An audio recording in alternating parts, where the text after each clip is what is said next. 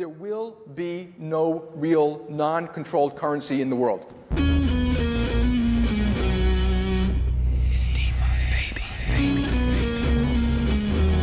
coming for you, banks.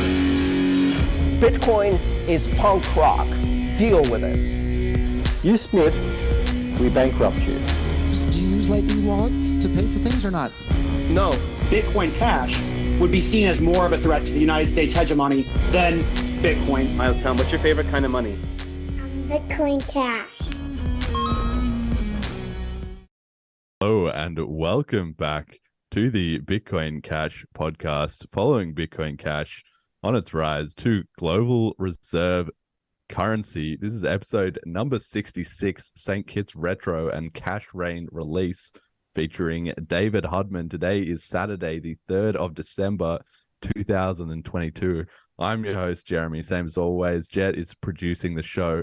And our guest today is a Bitcoin Cash advocate, a St. Kitts attendee for BCH22. So we're going to get his thoughts on that. Also a computer programmer and a world-class runner, has been absolutely destroying me on Strava with some quick runs, putting me to shame in that regard. Welcome to the show, David, man. I'll take that compliment. How'd you get into Bitcoin? I mean, I heard about it in college. I was in college back in 2012, 2013, doing business information systems, and I had friends who were building mining rigs and things, and they were directing me to the sites that, like, back in the day, you could still mine Bitcoin by contributing, your laptop's power or whatever, and like out of Windows, and like my college girlfriend had a Mac, and like hers could mine better than mine could, but it was still like pennies and it didn't really even matter. But even now, with all the appreciation, it'd be still pennies. But yeah. So I was hearing about it from there, and I was hearing about it from like getting into Ron Paul and reading the Ron Paul forums, hearing all the people saying it was like one day it's going to go to $10,000. I'm thinking like, yeah, right. You guys are crazy. And then by 2018, I think, I was buying a product from Cody Wilson, renowned maximalist. Yes. He sells the Ghost Gunner. Yes. This is like home build gun manufacturing equipment, and because the credit card companies wouldn't process his transactions, I mean, he had to use Bitcoin out of necessity. And I had a Coinbase account at the time, or maybe I created one, and I just sent it like straight from Coinbase straight to him. And at the time, Bitcoin, I mean, it was years ago, but it was still like $8,000. So it hasn't appreciated that much since that time. I guess it would have been post fork. So, right. So you knew about Bitcoin for all these years, and you even mined some, but then you didn't actually like get some or try like transacting with it yourself until those years later when you actually had a need for it. Yeah. Well, I hate to say that, I was mining it. Like I just found some website that it would, I didn't like build a rig or anything. Type of thing. Yeah. But yeah, it was something I was aware of. And I think the first time I really sent that transaction was to pay for the Ghost Gunner. Maybe I did a practice transaction or something, but it wasn't until maybe 2021, maybe 2020, when I was just like, okay, I want to download a wallet and see what this is about. And I actually downloaded Bitcoin Core and was syncing the blockchain. I tried out Ethereum, I remember when I went from Bitcoin BTC to Ethereum, I was like, whoa, Ethereum's way faster. And I mean, I was trying out like all kinds of different wallets to see like what the best experience was. And I mean, there are definitely some like good projects out there on the BTC side. And I played around with Lightning and like tried to run a Lightning node using the Umbrel setup. If you guys are familiar with that. Basically like home Raspberry Pi, and you can. How'd you find it? Give us an honest review. To be honest, I haven't probably dug into some of that stuff as much as I should have. So it's good to get an objective take on it. Well, the amount of sats I was putting into it, I was kind of like, okay, this is, going to be some amount I'll play around with to get it started. And it just kind of wasn't enough. And I was kind of like, wait, I'm going to have to put up like some serious money that don't really have, to just sort of that I could potentially lose, if I break whatever. I can't remember exactly how much it was, but with Bitcoin appreciating as much as it was like, I'm going to have to put up like a few $1,000s to have anyone want to open a channel with me. So I just kind of backed out of it. But I mean, like, as far as onboarding people or getting them introduced, like, I'm happy to, send them sats over Lightning or, like whatever. Although I think the user experience is definitely in Bitcoin Cash. And I think that's what matters the most. And I started getting into that as I was reading Twitter and reading about El Salvador and what they were doing. And I think that's probably when I saw Mark Falzon's videos. He probably like got me into Bitcoin Cash. Maybe want to go to El Salvador though. I mean, like all his videos were great. And like seeing St. Kitts, that's part of the reason I wanted to go there.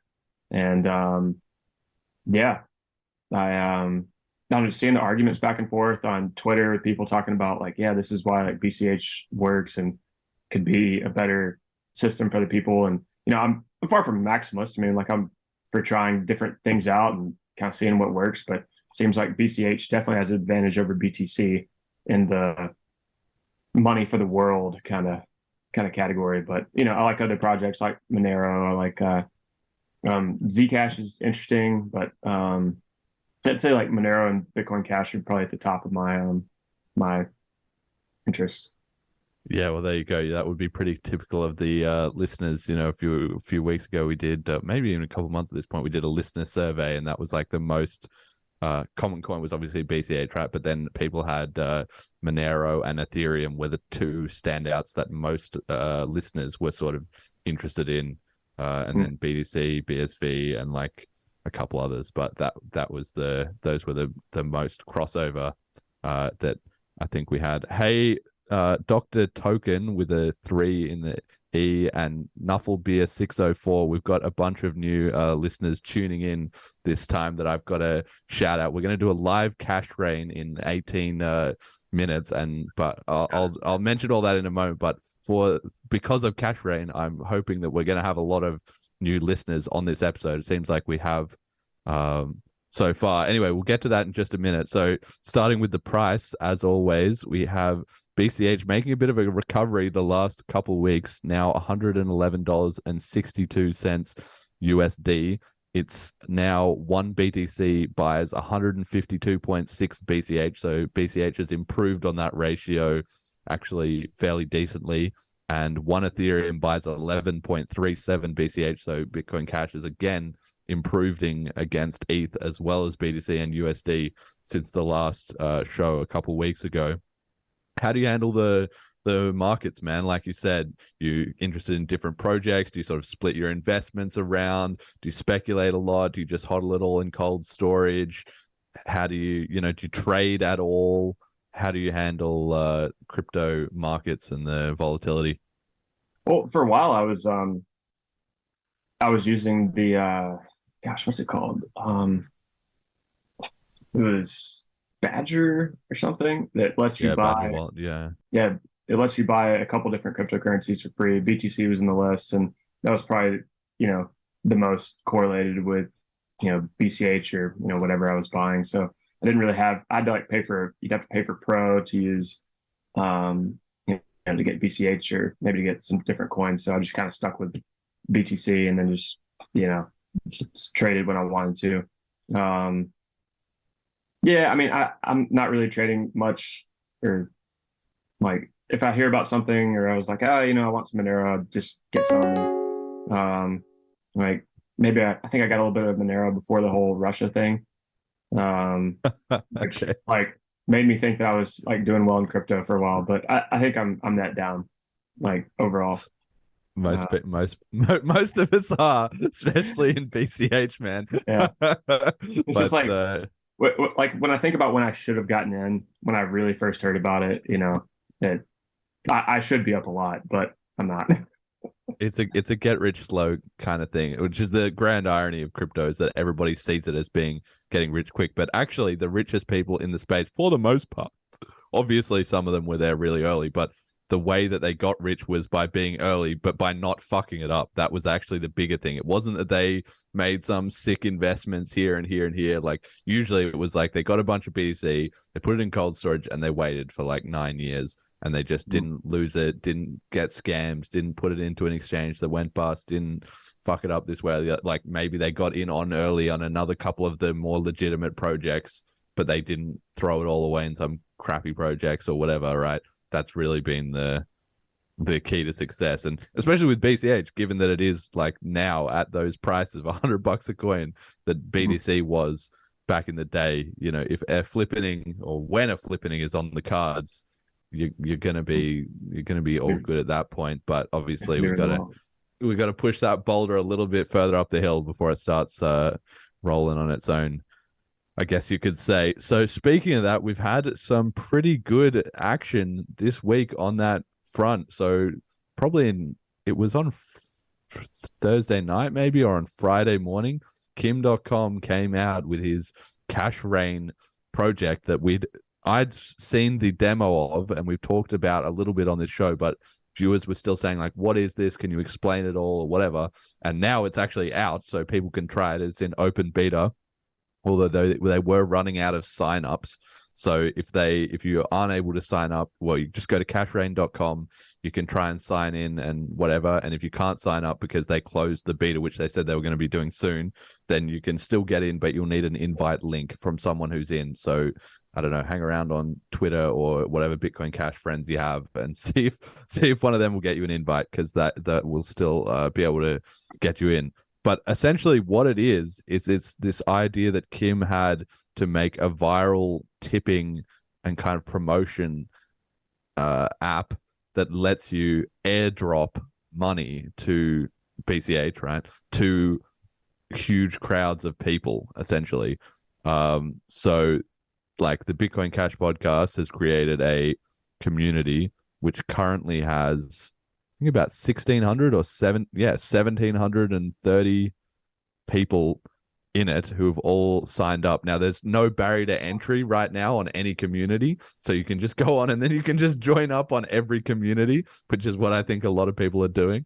I've just joined a couple of the people I know in the space, but I don't just join up to random ones because I don't really see the need. But then what happens is either the content, like the owner of the channel, can either just do a CashRain where they pay in some amount of BCH, let's say like $100 worth, and then it basically just splits out to everybody in the community with some sort of random gamification in there, right? So let's say I send in $100, maybe it sends 10 cents to 1,000 people, but if I have 2,000 subscribers, well, obviously some of them will miss out, but it is random. So as people are still tipping, then it will go to them, you know, on the next round or whatever. And the key point is that the community creator can obviously do that to sort of promote things, but then other people in the community can also do it if they're enjoying the community or just to give back. Basically, they can also just send in money and it just cash rains onto everyone. So it kind of has this nice dopamine inducing element where everybody feels like they're kind of getting rich, and a lot of people don't need to contribute. They can just get a couple of bucks of free BCH out of it, funded by whoever wants to promote themselves, like in this case, the podcast. And the other element to it is that, like I said, it is random, but your chance increases if you follow the Twitch or the Twitter account of the linked by the content creator. So a lot of people, and actually it's happened quite fast so far, have followed. So this channel, we had about 108 Twitch followers 48 hours ago, and now we've got like 600 and something. So this has just driven a massive increase, like 6x in 48 hours. And then on Twitter, it's also just bumped me up about 500 or 600 followers from 2,500 roughly to over 3,000.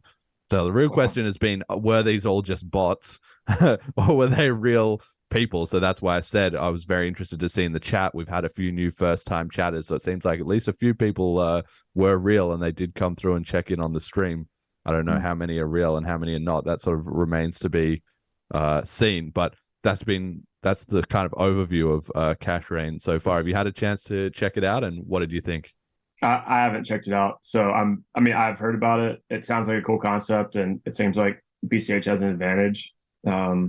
Just due to being able to do instant payments, like smaller payments, smaller fees. Maybe even an advantage over Lightning, because Lightning's fees are not zero. But yeah, I haven't had a chance to check it out for myself. But it sounds cool. Sounds like a cool app. Just I haven't had time so far. I'm working on my own stuff. We've got It's No One, Scott Space, and GKB TBL in the chat.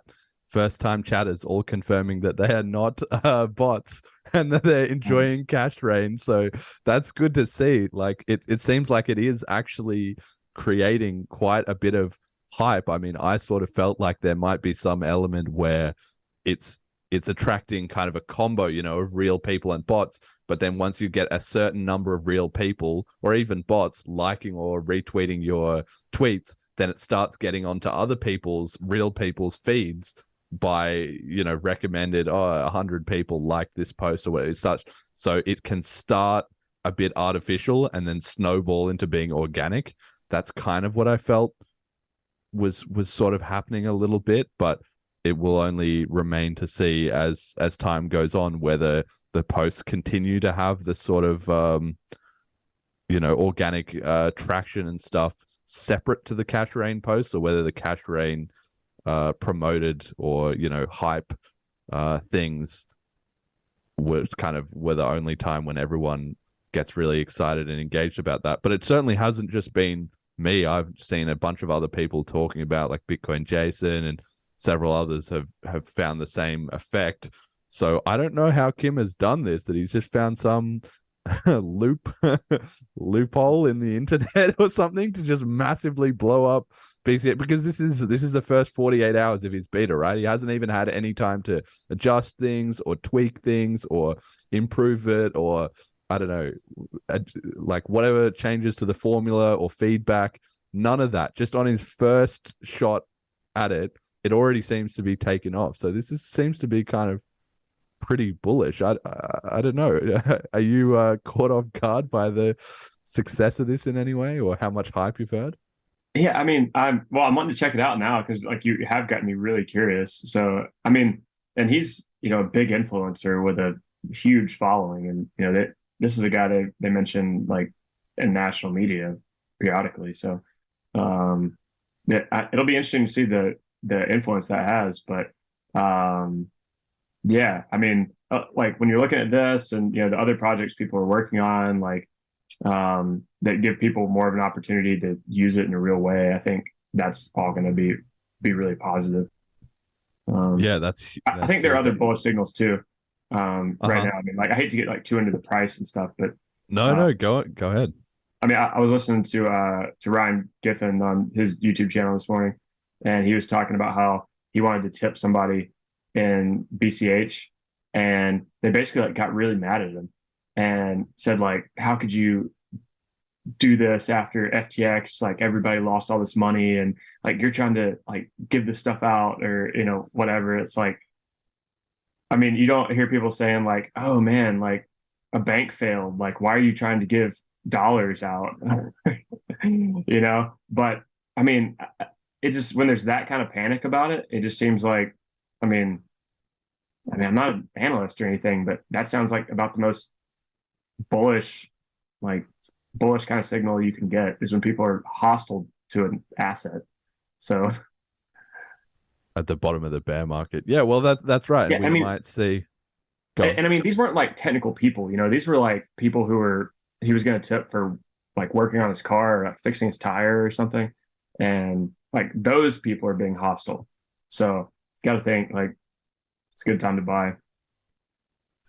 Well, it all comes good in the end, which is that time cleans away a lot of the frauds, but the solid projects basically remain. And so while it is difficult for the solid project like Ethereum or like Bitcoin Cash to sort of fight through over time, Nevertheless, they do slowly build up credibility as people come into the scene, and then research like what are the oldest, longest running things, what are their projects with real people behind, and it's not just a pump and dump, or it's not just a scam that's going to blow up, or it's not making all these promises that it's not going to like fulfill. I mean, I say that global reserve currency and all that, but you know, that's actually like there's a lot of history behind that. That's not just something that I'm just making up from nowhere. You know, there is the fundamentals of money, and people are using it to transact, and it is catching on. And there is not some company ready to just dump 80% of the supply on everyone.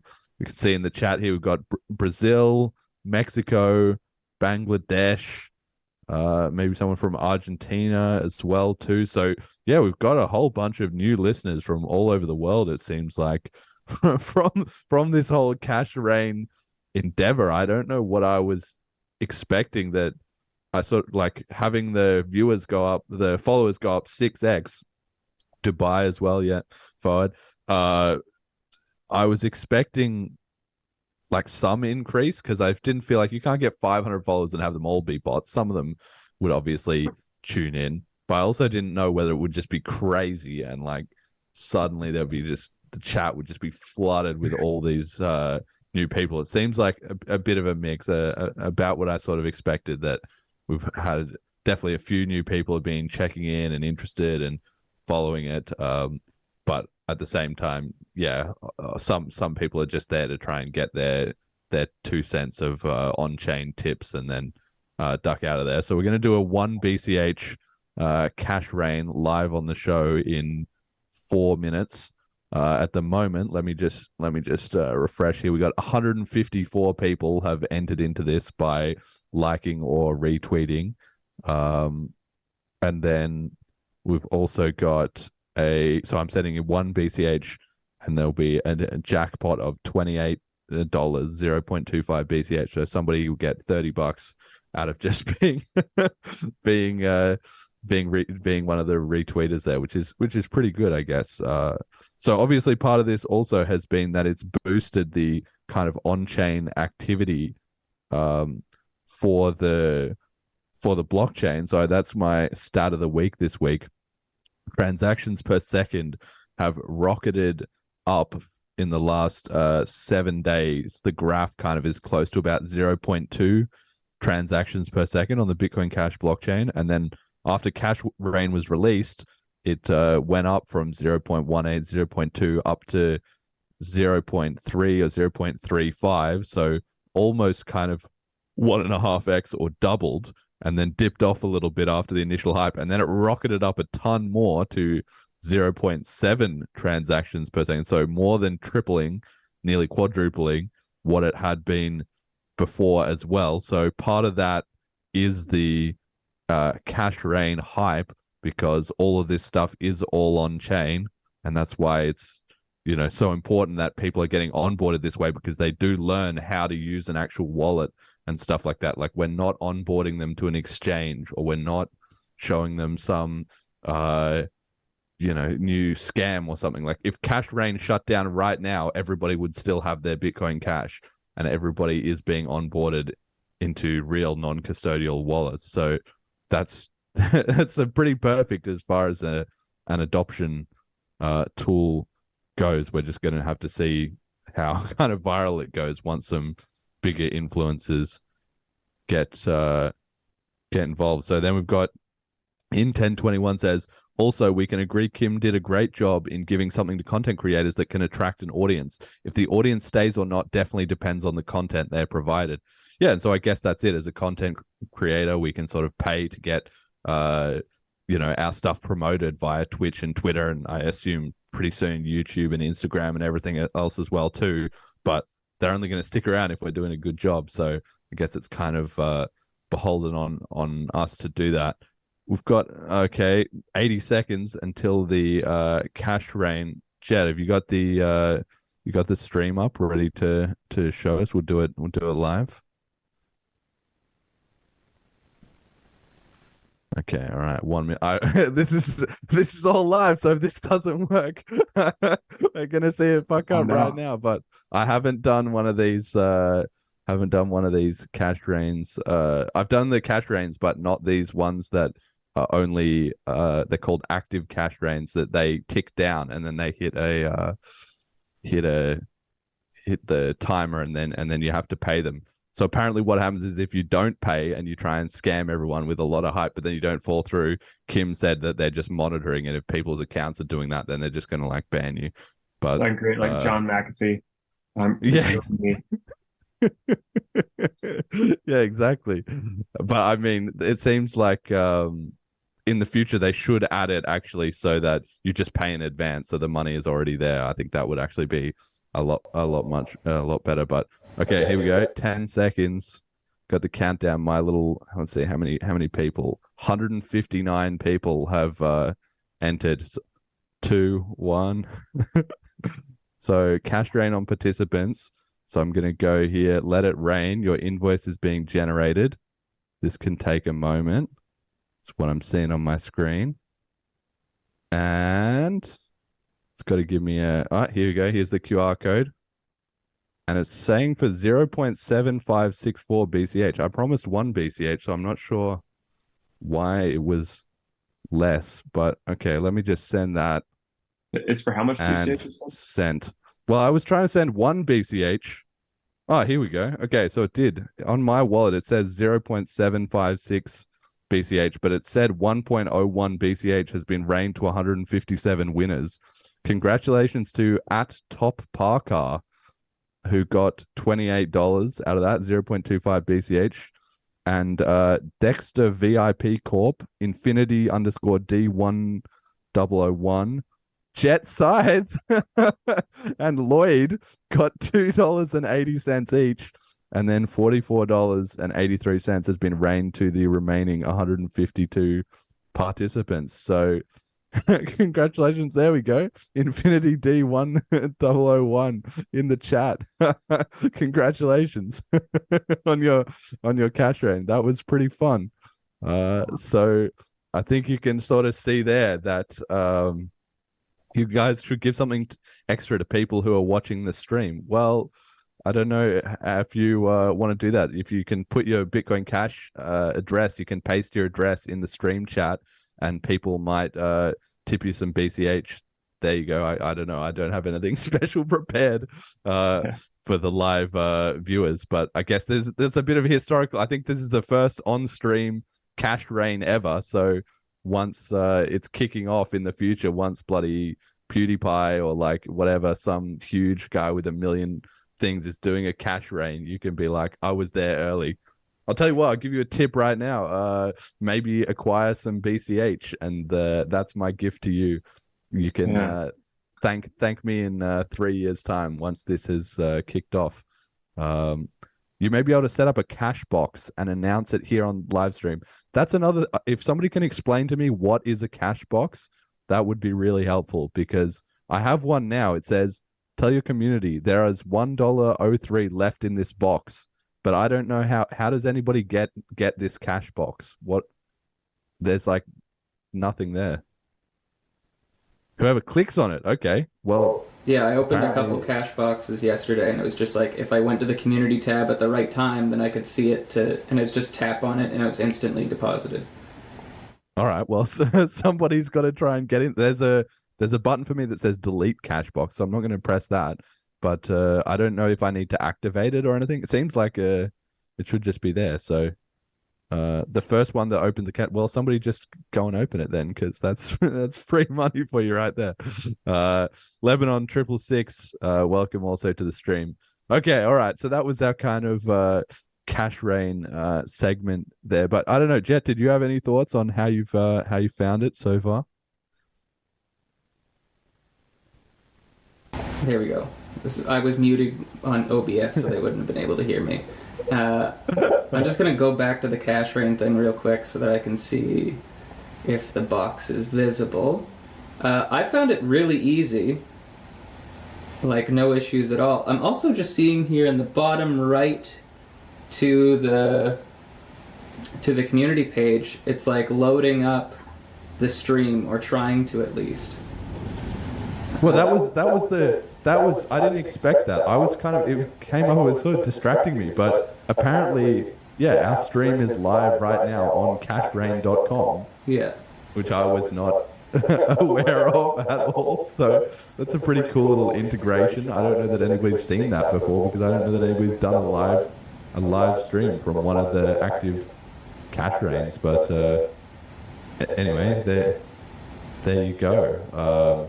Yeah, I thought it's been super, super fantastic. Like, it's been, like I mentioned in the Telegram chat, I saw someone else posted that their girlfriend was interested in it just from them being like, hey, I'm getting, like, all these micropayments. And so I was telling Alex about it, and she was like, well, how do I sign up? So, Callisti just let it rain on another 40 listeners to the podcast. Thank you for that. She signed up last night and got her first Bitcoin Cash transactions that weren't from me. So that it seems like it's actually making some progress. And the UI I find is really smooth. There's a couple features that I'd like to see, but brand new. So I'll give it some time, and I'm optimistic about it. Bitcoin Cash TV says they got their wife signed up and onboarded. It's just fun. Like, that seems to be a bit of the magic sauce here, is that yeah, it's just a small amount of money, basically, and it's just people have fun being charitable. It reminds me a lot of when there was the first tipping bots on Reddit, except this is just at a much bigger scale. And so it's, yeah, anybody right now can send in. In 1021 is still begging hard for these Satoshis. Should shower some love on us live watchers. Anyway, yeah, it's just fun, and people can put their address in the chat. Santhio7, welcome to the stream. So yeah, we'll see how this kind of turns out. Like I said, it was just the first day, the first 48 hours, but so far it seems to have been a bit of a phenomenal hit, a bit of a sleeper hit too, because it's not really taken the crypto world by storm yet. They're all busy complaining about losing their money on FTX, but it might come back onto that. Right now, so we've also got go on. Real quick, right now we're also at anywhere from quadrupled to pentupled our average live viewers. So not all bots. So there we go. So then our follower count went up 6x, and we've got 4 to 5x extra viewers. So it sounds proportional. Then it sounds like people are tuning in to check out the show, and maybe they'll be hyping people up now that they've seen the live stream and people got their money rent. I could just see some huge, like this. I'm not a big streamer, right? We got a couple hundred subs now. Somebody with 1 million followers is going to load this up and just be like, I've already made 10 million from Twitch. Let me just throw 300,000 in here, and just a bunch of people instantly get rich, right? That's some powerful market psychology right there, don't you think? Yeah. And especially when everybody can get something, you can give that 1 penny to everybody. It's sort of still fun. Yeah, real sort of community bonding kind of thing.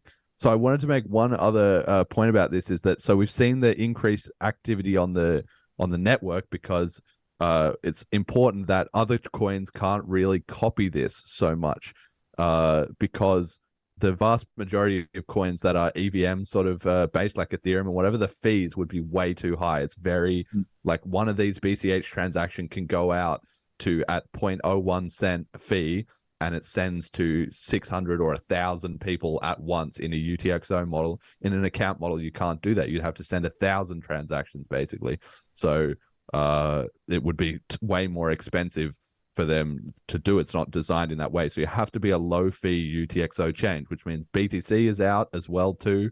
And even like Dogecoin and stuff, once that got a bit of traffic going, fees started going up. So this is even if Kim decided he wanted to support other coins, which I don't think he will do. I think he's like, no, we're just going to make BCH huge.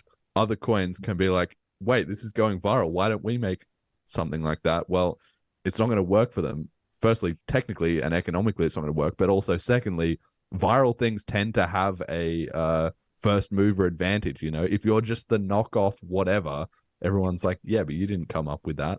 I guess there was CryptoPunks, and then there was Bored Apes. And then who really cares about any of the NFTs after that? It was like, this is the crappy CryptoPunks, or this is the crappy Bored Apes, really. So, yeah, can't see can't see any big moves coming out of any of them. And then we had this activity on the blockchain, but I don't think it's actually all CashRain based, because I have also here community comment of the week. So this is just a little side point, I guess, that was made, which is that Bitcoin Jason pointed out to me that the top post on Reddit is from somebody who's taken a screenshot of the Transact TX Street website, where you can visualize the transactions on the BCH blockchain and the BTC blockchain and more, as people getting onto a bus, and all these people getting onto the BCH bus.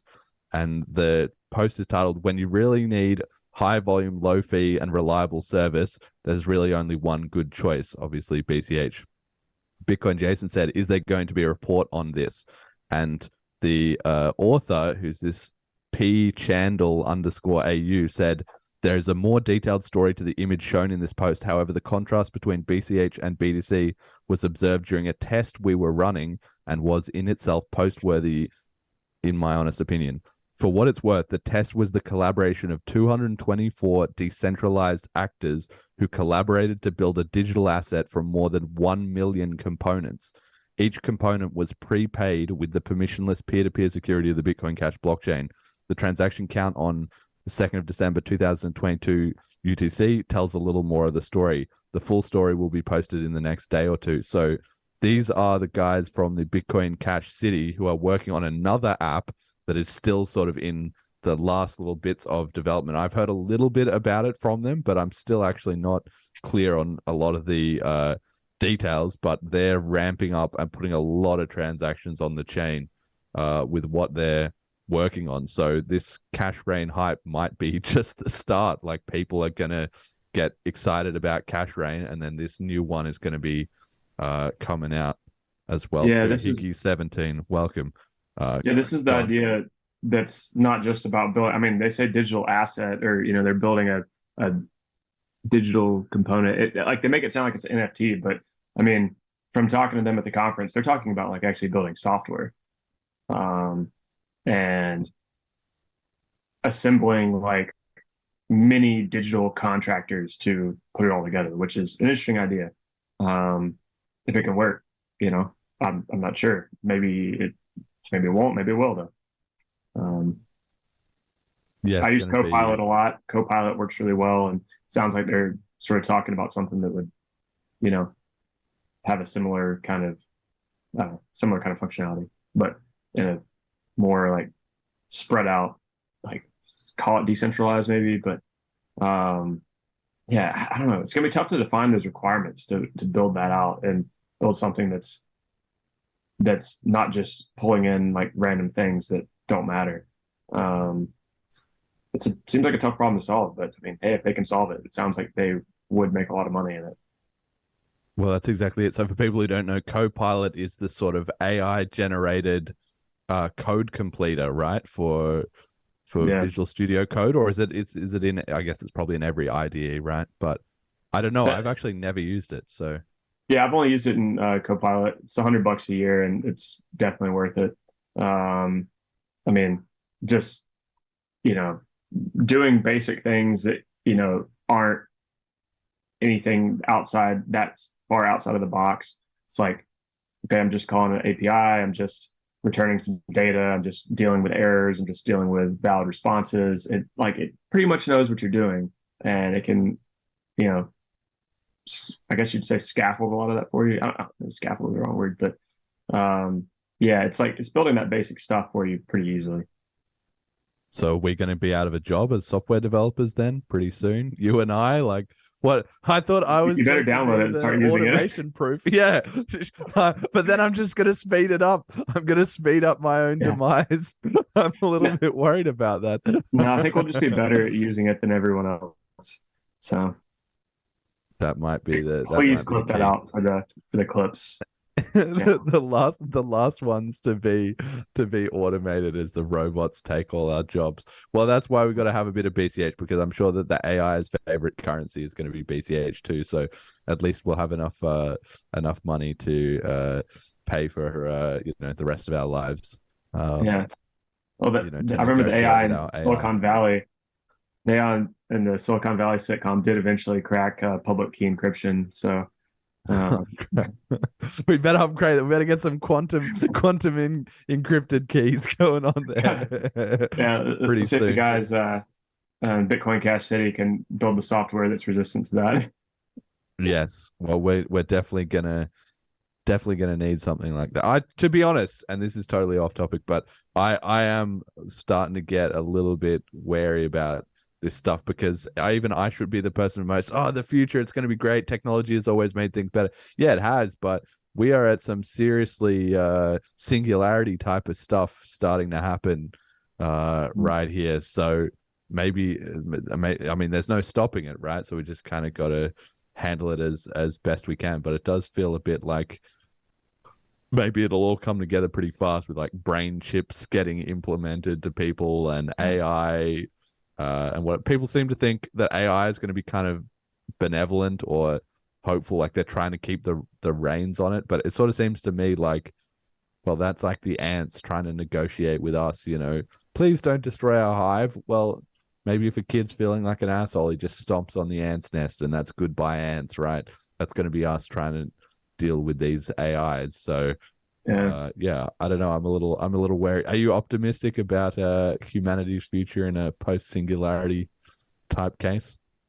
I mean, it definitely presents some challenges. Say that. I don't think it'll represent the end of humanity or anything like that. But what I think some interesting developments are lately is that all of a sudden Elon Musk is like the hero of the right, and he's also working on the brain chips. And so you've got all these people that might have been resistant to something like that. Now they're maybe more open to it because, you know, to them, they're really just like populists or, you know, something along those lines. And Elon Musk is their hero now. So it sort of makes you like a little bit more, I don't know, sympathetic that there really is a group just running everything. And they're like they're like trying to manipulate who our leaders are and things like that to the point like not just we're going to control the president and the Congress. It's like no, we need to control like who the thought leaders are for this like sect of people. And I mean, all of a sudden Elon Musk is up there. And I mean, Jeff Bezos almost seemed like he was, you know, kind of coming in at one point, saying some things that were very, you know, pro-capitalist and things that the right would be very sympathetic to. It's like maybe they were trying them out and just seeing what stuck or something. I don't know. It might not be that sinister, but or that orchestrated, but sometimes it seems like it.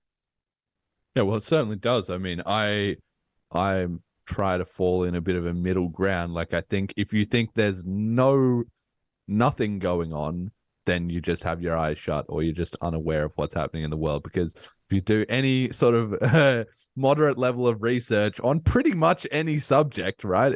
It's like, you know, good ones are like the history of Bitcoin, obviously, or the what's been going on at Twitter right now is a classic case of that. But you can look into anything, really. You can find any industry that you delve into enough, you'll be able to find there was some shady shit that went on behind the scenes, and this kind of got covered up, and this history got changed, and these people got redacted from the history books. You know, history is written by the winners, but it's also written by, you know, the ones who prefer to stay out of the limelight, right? That's just in everything. So that's definitely the case. But on the other hand, it is also true that like reality is messy, and there is not actually somebody puppeteering the strings of enough individual people. And if the world just kind of goes in the wrong direction, then whoever is trying to be manipulating things can get a bit wrecked, right? I mean, I really don't want to get into it all now because it's kind of off topic and political, but the Ukraine war at the moment is a classic case of that, with Putin clearly thought, I can just grab this, and then turns out he estimated wrong, and it didn't really work out that way. But not to get into all that. Let's talk about something positive in the world. So you were at the St. Kitts conference. We met there. It was actually good. We had a good time. Yeah. How did you find that? Like, a lot of people have been really curious about my experience there and whatever. What was your thoughts? How did you find it? You mean just my experience with the whole event? Yeah. At first, I thought you're talking about how I initially heard of it, because I actually don't remember how I initially heard of it.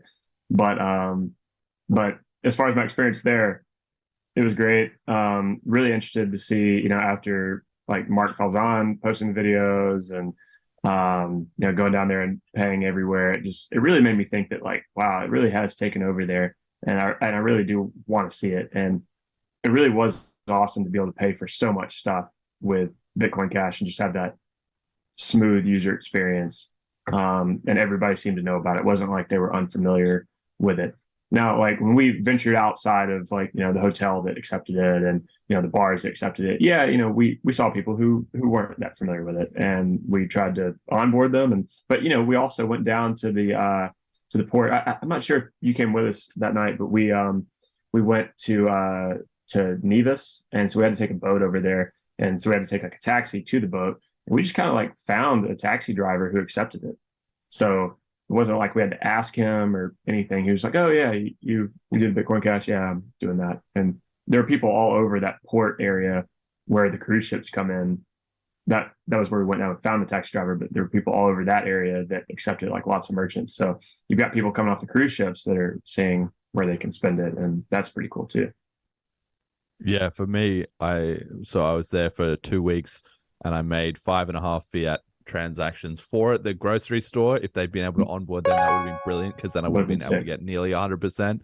One with a taxi on the way back, because the guy had a bad experience. It was funny, actually, because he told me this story where I said, "Do you take Bitcoin?" And he said, kind of, but not really. And I was kind of, "Oh, this is interesting." Like, what does that mean? And so as we're driving to the airport, he explained to me that apparently he had somebody who said, "I'll pay in Bitcoin," and then they basically just scammed him and kind of ran off at the end.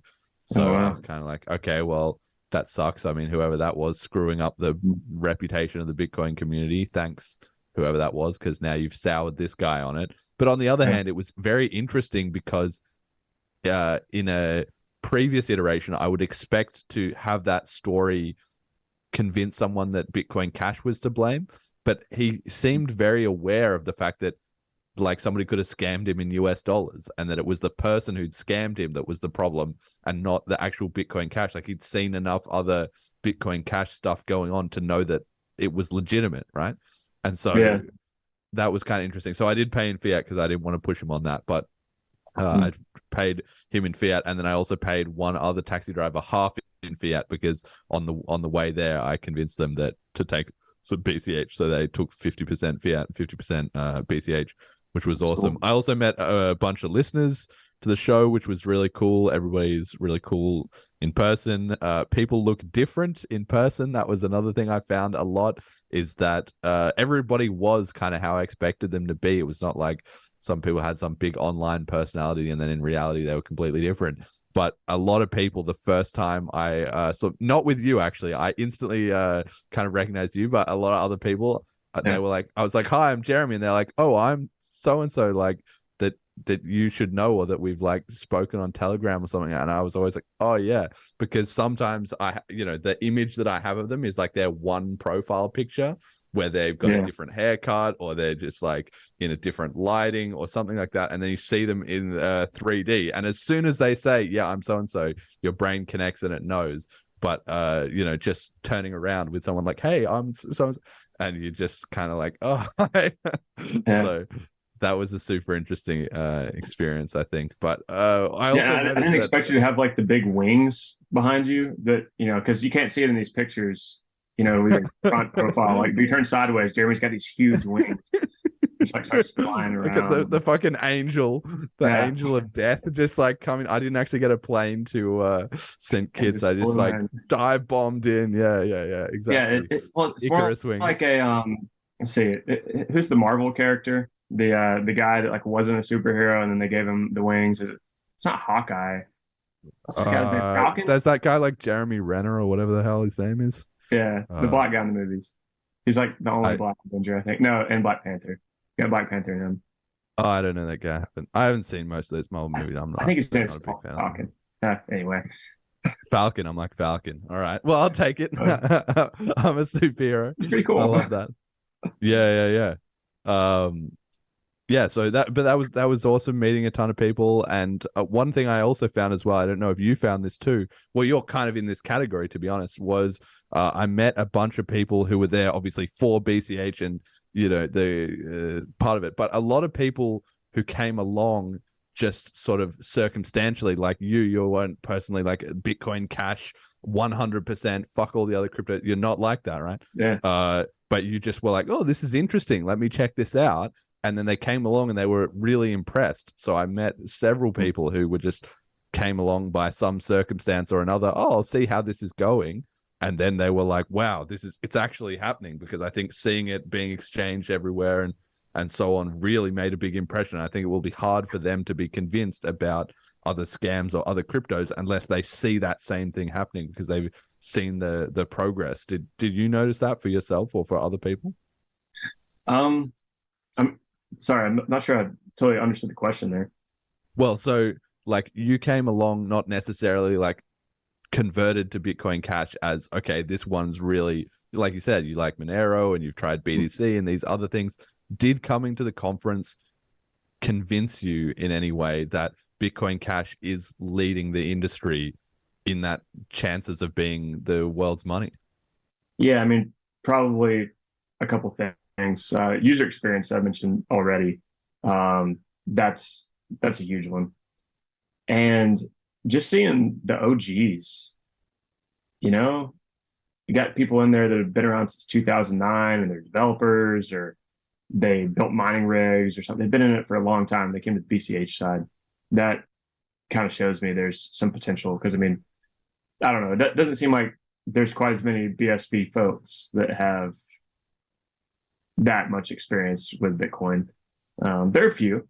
There are definitely a few, but BCH seems a lot more serious. And the fact that there's people everywhere accepting it, I think that's a big deal. And there's more stuff coming. Like, there's going to be more off ramps, ways to get back to fiat, and ways to like actually use it to save money. I think that's going to be a huge thing that it's going to make people want to just, why should I stop using dollars, the credit card system when that works fine? I think there's going to be incentives ahead, and BCH makes it possible because the fees are so low and everything's so fast. So I think that's huge. Yeah, I have a lot of confidence. I mean, there are some issues. I'm not going to say like there's nothing out there. Like, people have never raised any points to me. Like, what were the issues? Yeah. Well, I mean, like we talked about Monero. It's like Monero kind of doesn't work that well as, using quickly in a shop or something. You got like long sync times and, how long does it take to confirm? Like, I don't really even know what the confirmation time is with Monero. Do you know? Well, I think they have, it would be after a few blocks, and I think they have maybe like 8-minute blocks or something weird like that. But It's yeah, like- I honestly have no idea. And they have, like perpetual inflation, but same time, it's like part of their security model.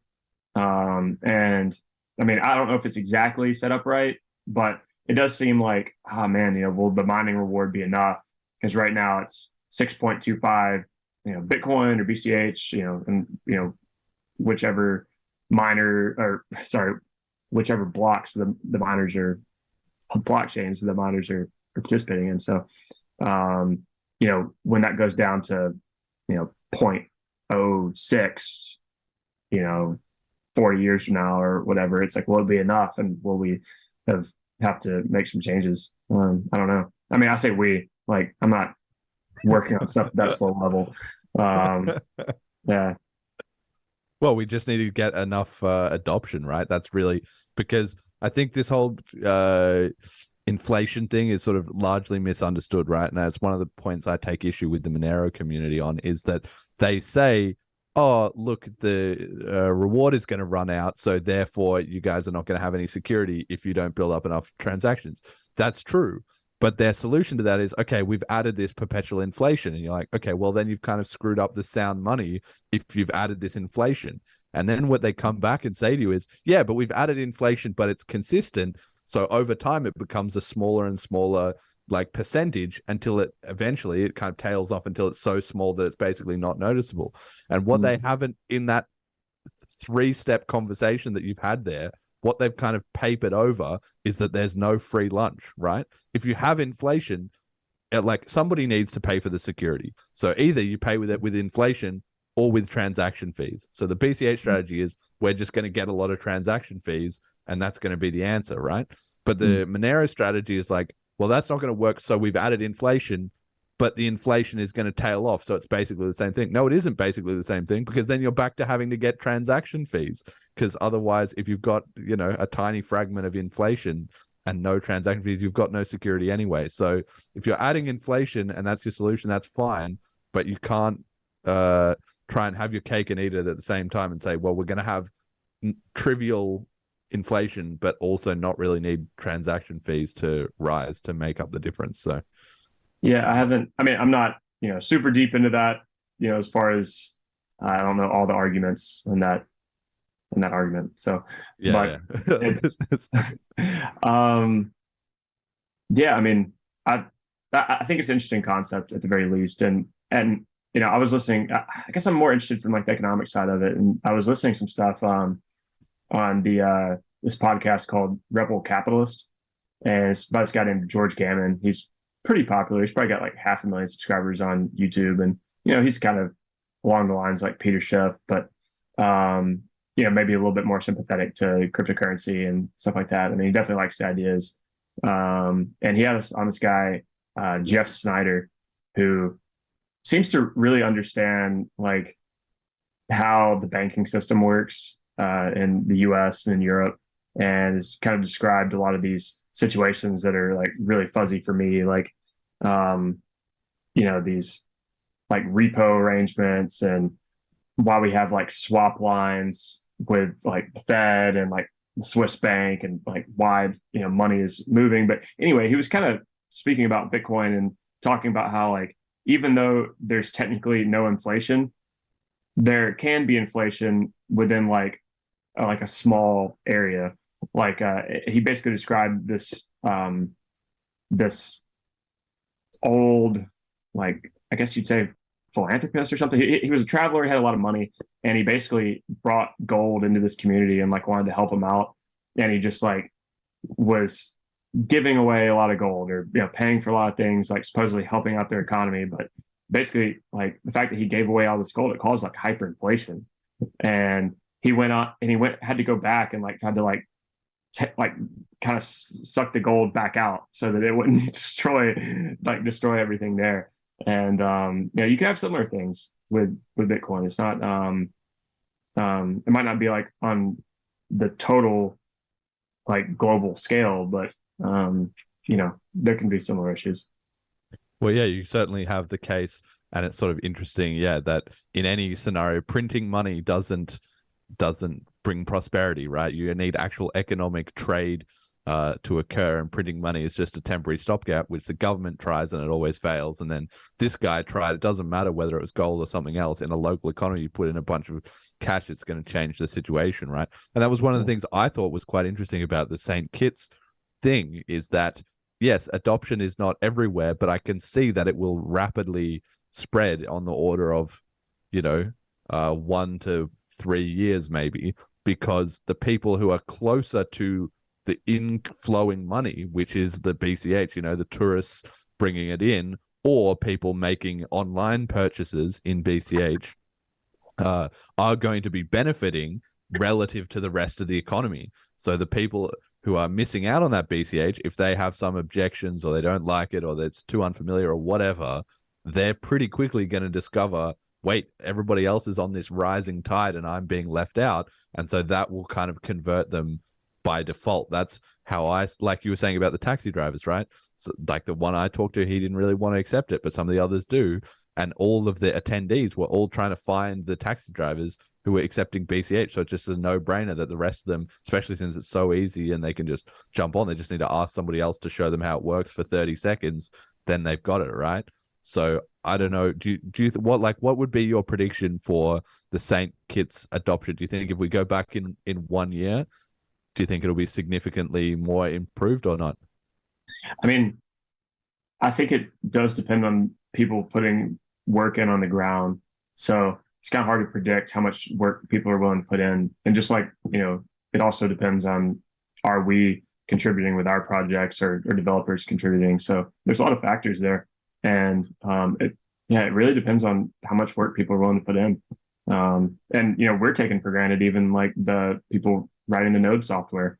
I'm not involved in that. And I wouldn't want to be.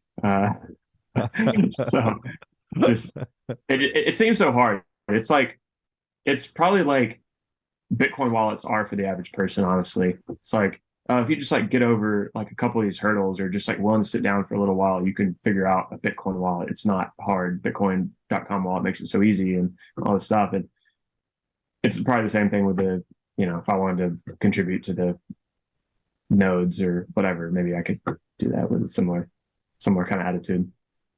Yeah. So speaking of the nodes, that's our next topic. We've got BCHN have released V25.0. So they're obviously one of the most popular node software on BCH. And we've had this new release comes with support for all of the chips, the network upgrades that is happening in May 2023.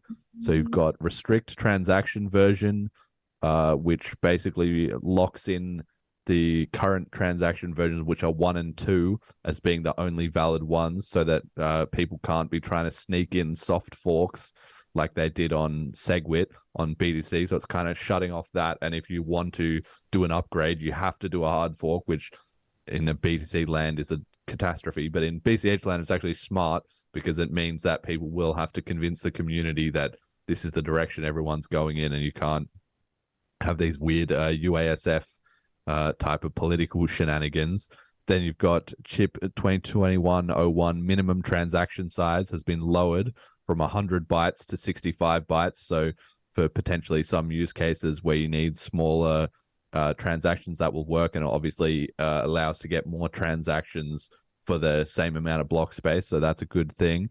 You have cash tokens, which is the headliner, really, which is allowing BCH to have on-chain native fungible tokens and non-fungible tokens, as well as better smart contract capabilities and state basically embedded into the blockchain, which is huge. And then you have pay to script hash 32 as well, which is one that allows a new type of contract that's more secure for multi-sig and other complicated types of contracts, I believe, as well, too, which is important because now we're adding cash tokens and bigger integers, and all this stuff is making the chain more powerful. So you can't have edge cases where people are locking up, hundreds of millions of dollars or whatever, and then their coins are getting attacked by hash collision attacks and things like that. So got a ton of good stuff.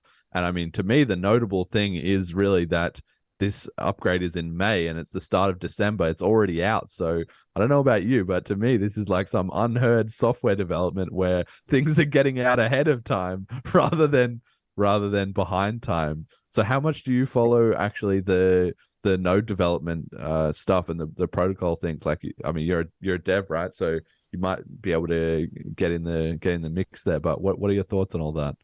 Yeah, I mean, it sounds like people are really doing work, and obviously there's top-notch guys, I mean, that we met at the conference that are involved in this. But I mean, it's just not something that I really dedicate a lot of time to looking into. I just kind of focus my efforts on what I'm working on and try to, I mean, if there's a new feature that I can take advantage of course, like I'd love to, but I just kind of try to use what's available to me and build things at the application layer. So yeah, and I mean, it's not super exciting, I guess. Yeah, well, it's something that BCH is just very strong on, and I feel very blessed in that regard, is that because of the whole history with the number of forks and stuff, there's been a lot of turnover with the core devs, but that actually shows an incredible resilience that there were enough people to come in and fill those gaps when it was left open. And I think for as much as the rest of the ecosystem can be a bit scrappy with its like financial situation, with the price declines, and like for instance, a lot of the marketing and so on is not really well funded, or the businesses so much.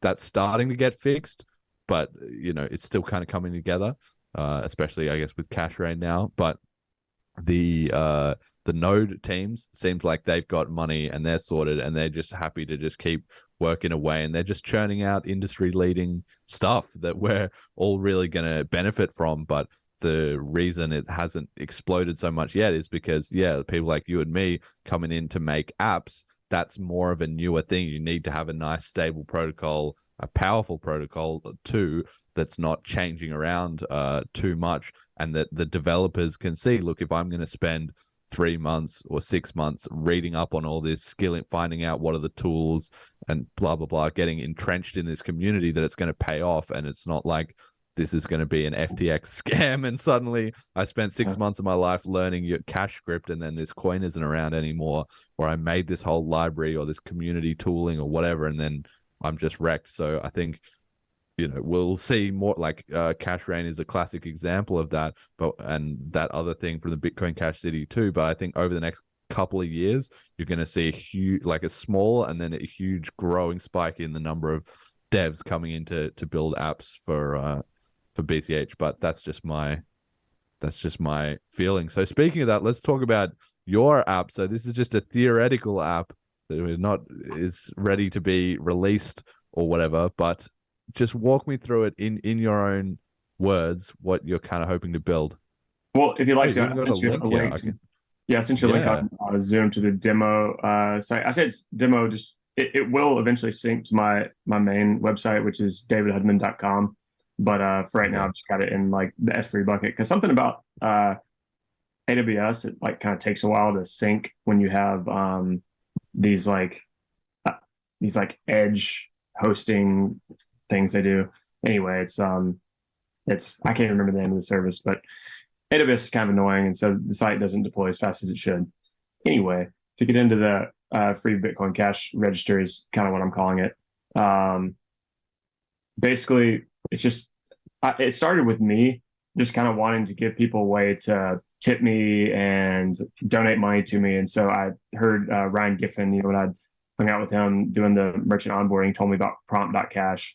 And I looked into it and just kind of saw how you can put your XPub in there and just to get addresses generated for you. And I'm like, that's a powerful thing for customers, but they don't really build a lot for merchants themselves, which I feel like they should. But since they give me the capability to do that, then I'm going to go ahead and do it. And so I started off just building it for myself. I sort of built it as if I was a restaurant. And so, over time, like some friends tip me for different things. We might, if they were into Bitcoin Cash, or open to trying it, they might tip me for pizza or beer, whatever. And eventually I created a merchant sign up page. So that is live now.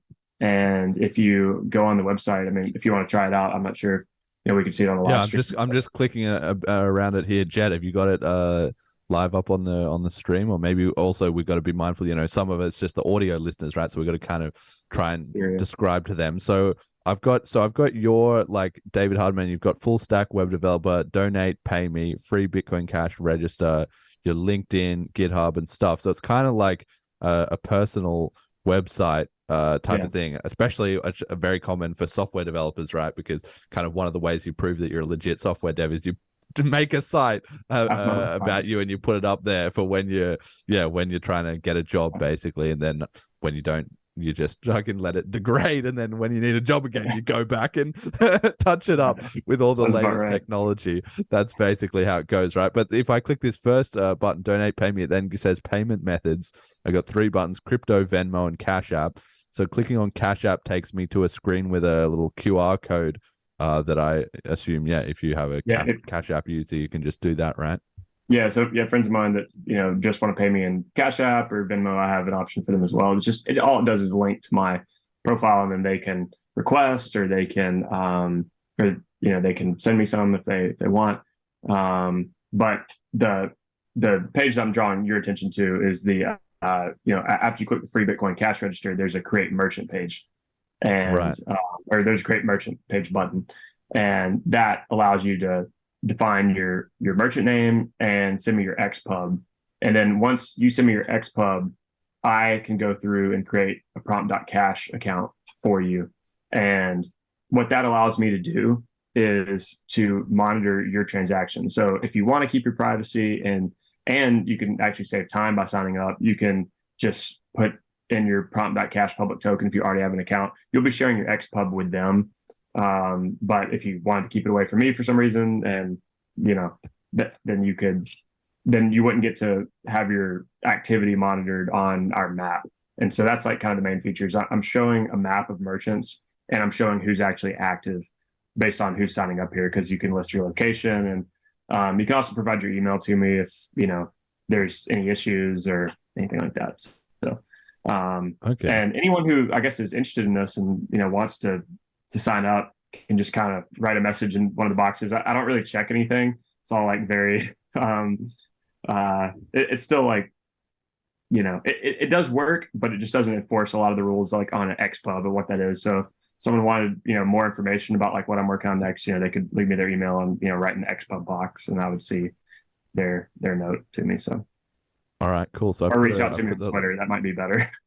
I've put the link in the description there, and also we'll put it in the description of the video when we publish this on YouTube. So it's kind of like so you're making S3 bucket. Yeah, well, that's it.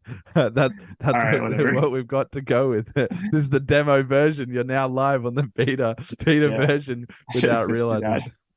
It's all good. It will be on davidhudman.com within a few days. It's got to sync up those hosting. Yeah, it's cached. Yeah, it's cached. Yeah, I think it's like Route 53 or something. I can't remember. Yeah.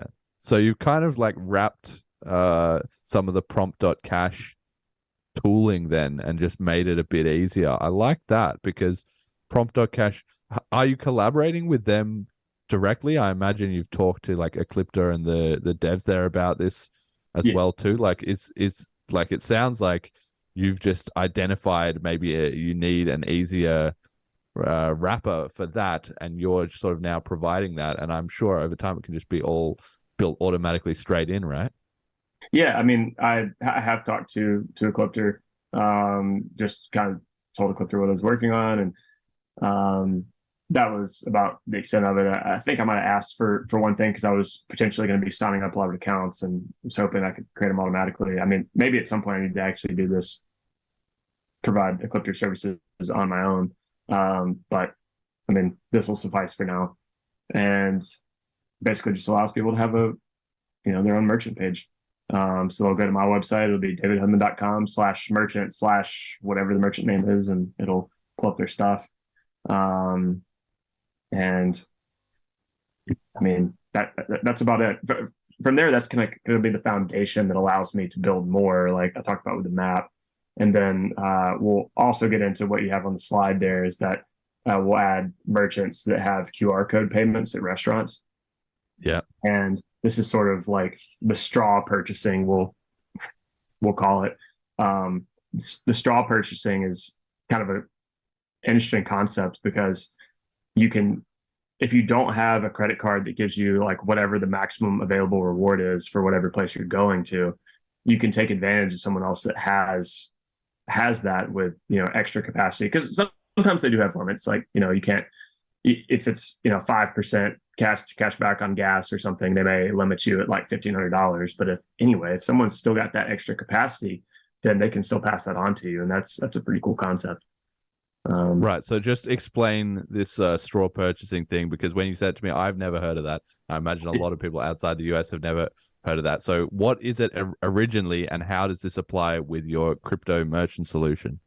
Sure. So as I understand straw purchasing, the original meaning, if you want to say it, at least how it's commonly used in the US, is referring to people buying guns for other people. So people who have like a clean background check would go and buy the gun, and then they would sell it to somebody who maybe doesn't have that. Well, kind of in the same way, it's sort of what we're doing, is we might be giving people the option to buy because they can't get a credit card for whatever reason.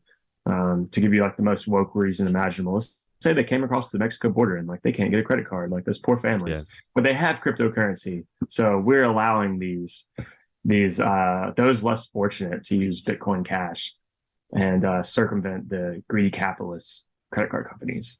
So it's kind of like an underwriting service. Then that's maybe the name I'm more familiar with. The idea being that, so I go to a restaurant and I order my $50 meal. I get that, and then so I send you the Bitcoin Cash, and then you pay the merchant in fiat, acting as kind of like a temporary intermediary. Is that the idea?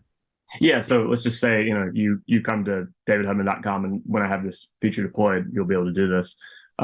You'll submit to me the QR code that they give you on your receipt, that you would, normally you might just put the credit card down on the bill, or you could scan that QR code with your phone and then pay through a website.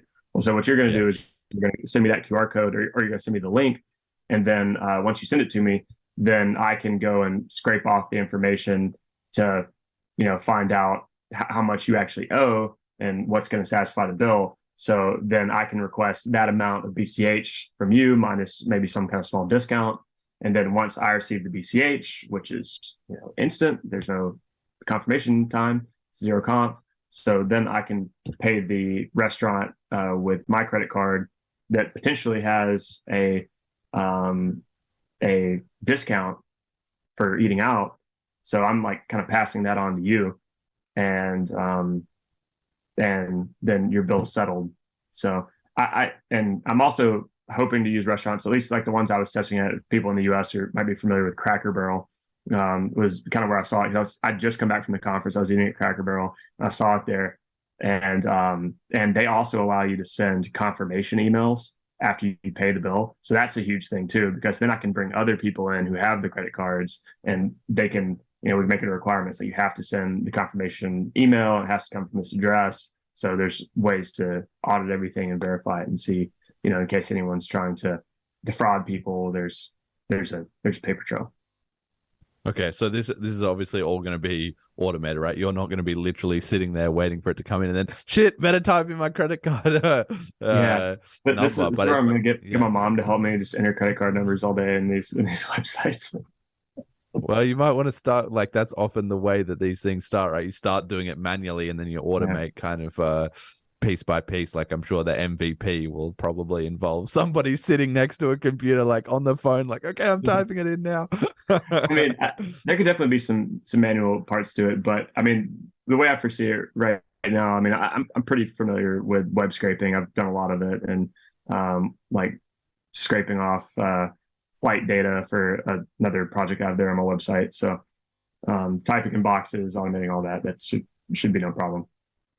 Okay. All right. Cool. Very, very interesting. And I think it's super interesting that you're inspired as well by the conference. Going there gave you a physical example of how it's kind of working now, and then when you saw the fiat system back home, it was kind of lighting off creative bells there, right? Yeah. Well, I mean, I have to shout out Ryan Giffin again a little bit on this, because when I was going around seeing how he was signing up merchants, I mean, I think I immediately noticed, like, man, he's spending money on these tablets, and that was the same thing they were doing in St. Kitts too. And it's kind of like, well, everybody here has a smartphone, employees have them, I have them, why do we need to give them this extra hardware that buy and needs to stay charged? Why don't we just use what we already have? And then not only that, it'll be because, and I guess I didn't even mention this as part of the merchant sign up page. The key thing that I'm giving them is not just a sign up page that they can go to, but I'm actually giving them a printable QR code that they can display in their business with like very simple instructions. So it's got like 5 quick steps, and I'm not sure if that's something that we can throw up on the screen, but or something. Yeah, maybe. How do we? Yeah, just tell. If I could do a screen share or something like that, maybe that would be good. But anyway, when they sign up, they're going to get a QR code that links to their merchant page, and it's going to have the 5 simple instructions, and they're not going to be able to screw it up. it's like, I don't know about that part. Like okay, that, okay, all right. Maybe I was a little bit invent too invent generous. a simpler system. I'll find you a better idiot. Yeah, right. That's always the way. But I'm sure with a bit of iteration, it'll be slimmed down to the point that a monkey can do it. Definitely, yeah. Yeah, right. It's like the people coming in to pay, they're probably going to be competent users for the most part. I mean, we should be aware that maybe they won't be, but for the most part, they're going to be the ones that know something. The employees aren't going to be trained on this. Exactly. So Yeah. it's providing employee instructions really, which in this case, it's just 4 instructions. It's the employee scans the QR code with their phone. The employee enters the amount owed in the text box, and the employee shows the QR code that gets generated to the customer. The customer pays, and then the employee waits for the green check confirmation. And it's 4 steps. That's it. Pretty straightforward. Okay, all right. And cool. having those instructions in the business is free advertisement. I mean, we're like Bitcoin Cash accepted here.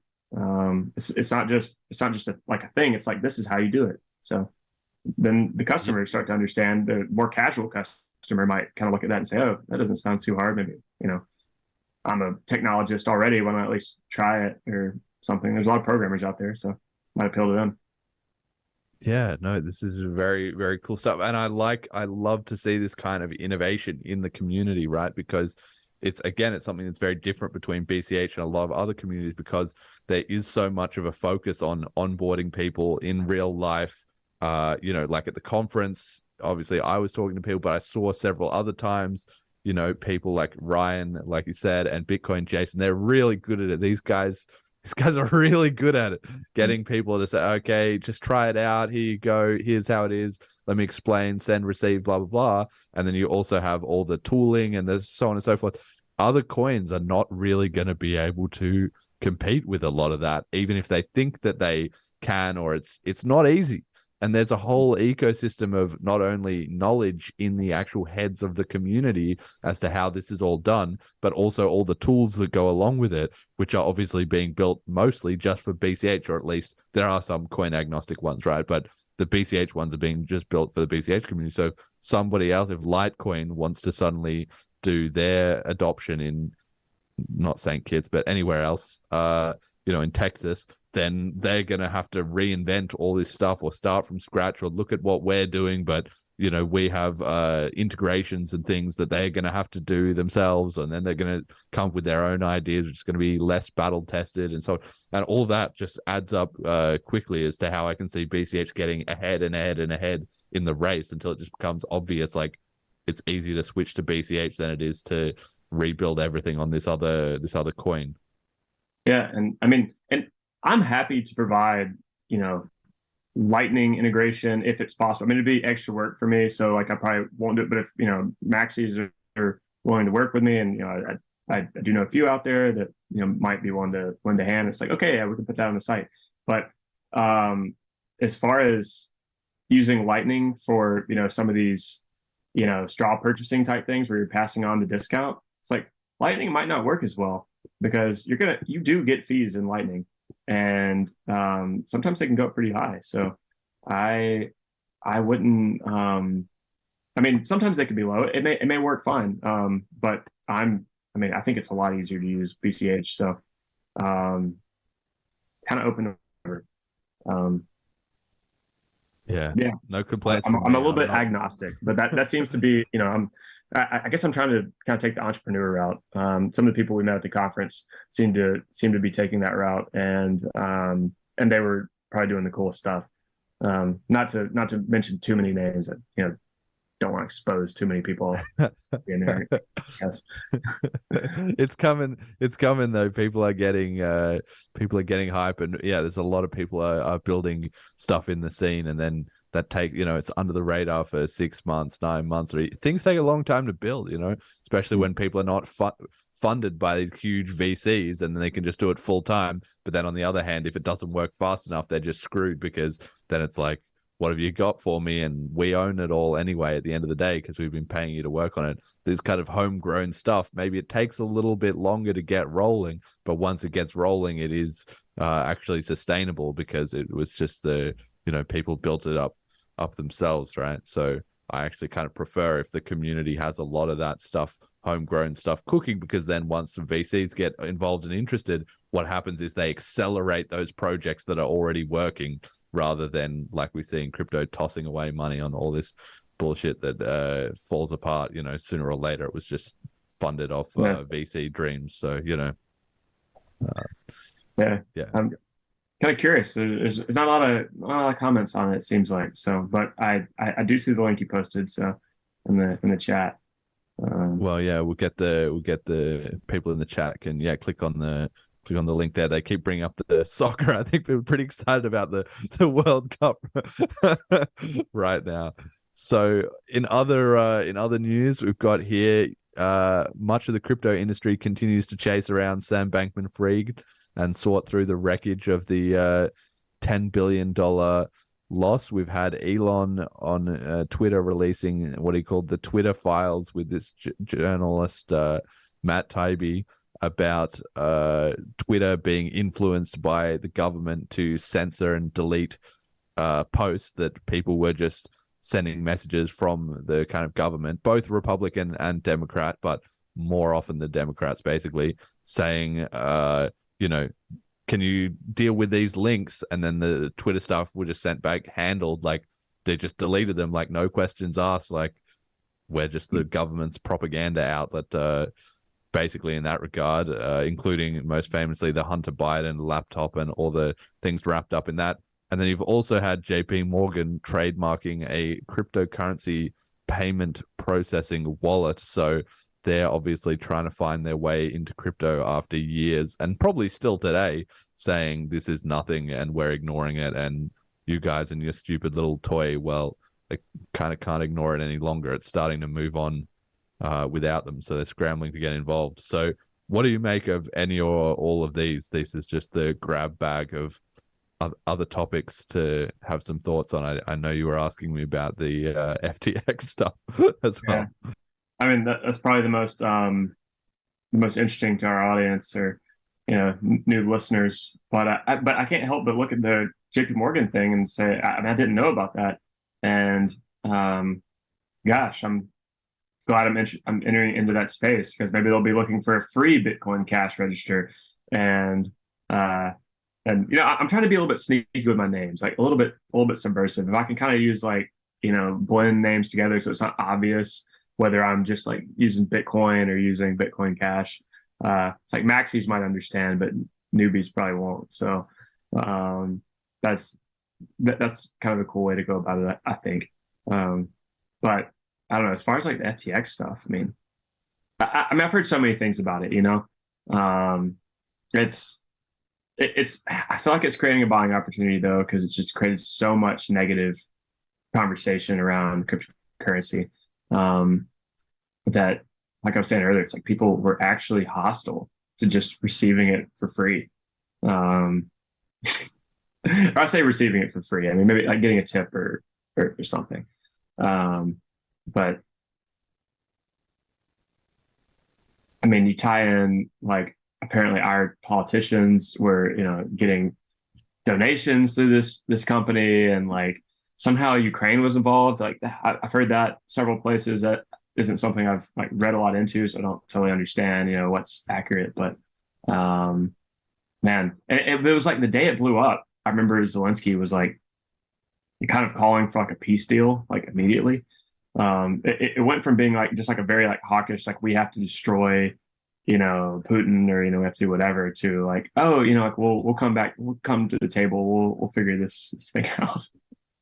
And then FTX blows up, and suddenly that's the new biggest story in the world, right? Yeah. I mean, I haven't, to be honest, I've followed this a medium amount, but I still feel sort of very unqualified, because there's so many loose strands and edges and whatever to it that it's ridiculous. It certainly does seem like, well, the first point is that the whole St. Kitts thing was going on at the same time, and that was basically entirely unaffected, which was amazing to see. It is true that if everybody's using non-custodial wallets and using it as a currency, it doesn't matter if FTX blow it. Nobody was whinging about their money being lost in FTX. Nobody had any money in FTX. Everybody had been taught and educated how to use it properly. So that was amazing to see. And I did hear some other tourists were talking about oh, the FTX, blah, blah. So they were talking about it. But then one guy was trying to explain the difference between the Bitcoin Cash stickers and adoption that they were seeing around the island and the FTX stuff, and kind of doing a bit of a bad job. But it was interesting to see that the BCH community, both locally in St. Kitts, and I'd say also in general, because they are very focused on not your keys, not your coins, and blah, blah, blah, were quite insulated from it. Then you have the fact that, yeah, there seems to be a lot of shady shenanigans going on with obviously donations to the Democratic Party, which were known about beforehand. Everybody had already been pointing that out, but it now looks a lot worse once all the fraud and all the lost money, kind of came out of it. That looks worse. And then the connections that they had between, SBF and his parents and who they knew, and they were part of the Democratic Party and all this stuff. It's just so bad. And the more you get into it, the more you're like, reality is stranger than fiction kind of thing. And they certainly had this week, they had a couple of Twitter spaces. They had one which Sam Bankman-Fried came on. This guy should be in jail. What's he doing having Twitter spaces with, Twitter crypto influencers, and people are trying to nail him down. There was this one guy doing a interrogation of him kind of thing, with asking him these questions, but he was kind of softballing him these really crummy questions, basically, where Sam Bankman-Fried, the way he talks a lot is he kind of just says, oh, I'm sorry, and ums and ahs and stumbles around a bit, and then says, well, I don't quite know exactly what you're talking about, and a lot of these sort of weasel words to try and get around the question. So there was this whole stream, I'll have to find a link and put it in the description, of people talking to him. It was with Mario Nawal or whatever his name is, and this guy Chet Long. And they had him for about an hour, and he just stumbled his way through all this stuff. Then right in the last 2 minutes, Kim.com and CoffeeZilla came in, and they were just that was like the fireworks. That was the real stuff. But just as they got in there and they started pressing Sam on some hard questions, suddenly it was like, oh, we got to wrap up this space, guys. We didn't have time for any more questions. Thanks, everyone. Blah, blah, blah. See you later. So wow. I was just super disappointed to see that, yeah, the hard hitters, once they were brought in, it was like, oh, that's it, guys. We used up all the money on the botched previous guy who spent 40 minutes out of the 1 hour on his random tangent that nobody cared about. So, I was just disappointed in that. But that certainly seems to be what's preoccupying the crypto space at the moment. It's just like, oh, these 8 billion is gone. What happened to it, Yeah, I'd love to see the link to that if anyone has it. I don't know if someone can post it in the chat or something, but let me see if I can see Kim.com's tweet on it. I would love to check that out. It's a very enlightening look at, and I mean, to me, it also really just like the average person thinking that crypto is just full of scams and this big casino of everyone losing their money. I understand why they think that, because it's just two different worlds. On the ground adoption and an ecosystem and community being created in St. Kitts, and then them overshadowed by this huge, ridiculous Ponzi schemes and scams and frauds and all that stuff. And it's just, it's tiring for me, whenever I look at it, because I'm like, is this what you guys are really focusing on? Is this what people are spending the time? Yes, it is, because that's a lot of people getting scammed there, and that's truly unfortunate. But hopefully eventually the education will break through and people will start to see the light. But I'll find this space. I'll link it to you right after this show, and you can have a listen. But it truly doesn't promote a lot of faith in the broader cryptocurrency community, because they're busy stumbling over themselves. I don't even know why was he even doing this chat? Shouldn't his lawyers be telling him, Don't do anything. Don't go on these spaces. Like what? Well, his lawyers are his parents, right? Aren't they exactly property lawyers or something? I can't remember the whole thing, but I guess he doesn't want to listen to his parents. Just like any kid. Or maybe they just told him, you could go on, but just they've already schooled him in what not to say And that's why he keeps just saying, "Oh, I'm sorry, but I can't really confirm or deny. I don't really know what you're referring to." Then he says that about 100 times. They say to him, "So you lost this $8 billion, right?" And then he goes, I'm sorry, which $8 billion? I'm kind of confused. Can you tell me what?" And it's like the $8 billion that you lost, mate. What happened to it, you know? Yeah, he was just running out the clock on them. And there's been this whole series as well of people going to the Bahamas, right? Because then he was allowing Bahamian residents to withdraw because the cops were actually, going to show up to his house and arrest him. So he had to at least pacify them. But then he had to stop doing that because then everybody was like, "That's even more of a fraud. You're letting them withdraw, but not us." And it's just getting worse and worse. And then BitBoy went to his house or something, and some other people have gone to the Bahamas to try and track him down, this international vigilante justice. But what are they going to do? They go along and they get a lot of attention from their live stream. I was tracking down Sam Bankman-Fried. But what are they going to do even if they see him in person? Are they going to do it with citizen's arrest or something? They can't really do that. Or are they going to shake the money out of him? No, that's not going to happen. They don't have any law enforcement. They're just going to get arrested themselves by the police for harassing him because he's obviously being protected by the system. It's so ridiculous. The whole thing is just a disaster. I mean, I guess anyone here who's like a politician doesn't want to be implicated is just telling them like, "Hey, stay down there. I guess, don't come back here, and we can keep you safe. We'll we won't work let something anything happen out." to you." Maybe, I don't know. It's an interesting story for sure. I can't offer any major insight that people haven't already heard from other places, but don't use custodial services. What are you thinking? Use banks. That's it. Withdraw your coins, not your keys, not your coins. Cold storage, sort yourself out, and then this stuff can all be an interesting news story rather than, "Oh, great, I've lost my life savings." That's what you got to know. That's what I will always say on this show. Well, to tie it back to the other project that I like so much, Monero, it's they are banned from exchanges entirely. You can hardly even buy it anywhere. And I think Bitcoin should have a community with a goal like that, because they've got, I say Bitcoin I'm talking about Bitcoin Cash, the real Bitcoin, and they're they go way back, the people that work on that project. I referred to Cody Wilson earlier, but he worked with another guy on this project way back when, maybe 2013, 2014, called Dark Wallet, and it was just it was before, I guess it was before Monero existed. Maybe it was even further back than that. Maybe it was 2012 or something. But they were just working on privacy features for Bitcoin to make it more anonymous. And they got a lot of hype, but it never really materialized in anything. But I think Vitalik was involved in it too. So but if you ever listen to Amir Taki, he's a legit anarchist with solid principles, and he's a great engineer. You can find videos of him talking about all the different algorithms of the different privacy coins, and he's like, "Yeah, I explored this one, it's it's okay, but man, I looked at this one was really good." And so he definitely knows his stuff. And he's not a maxi.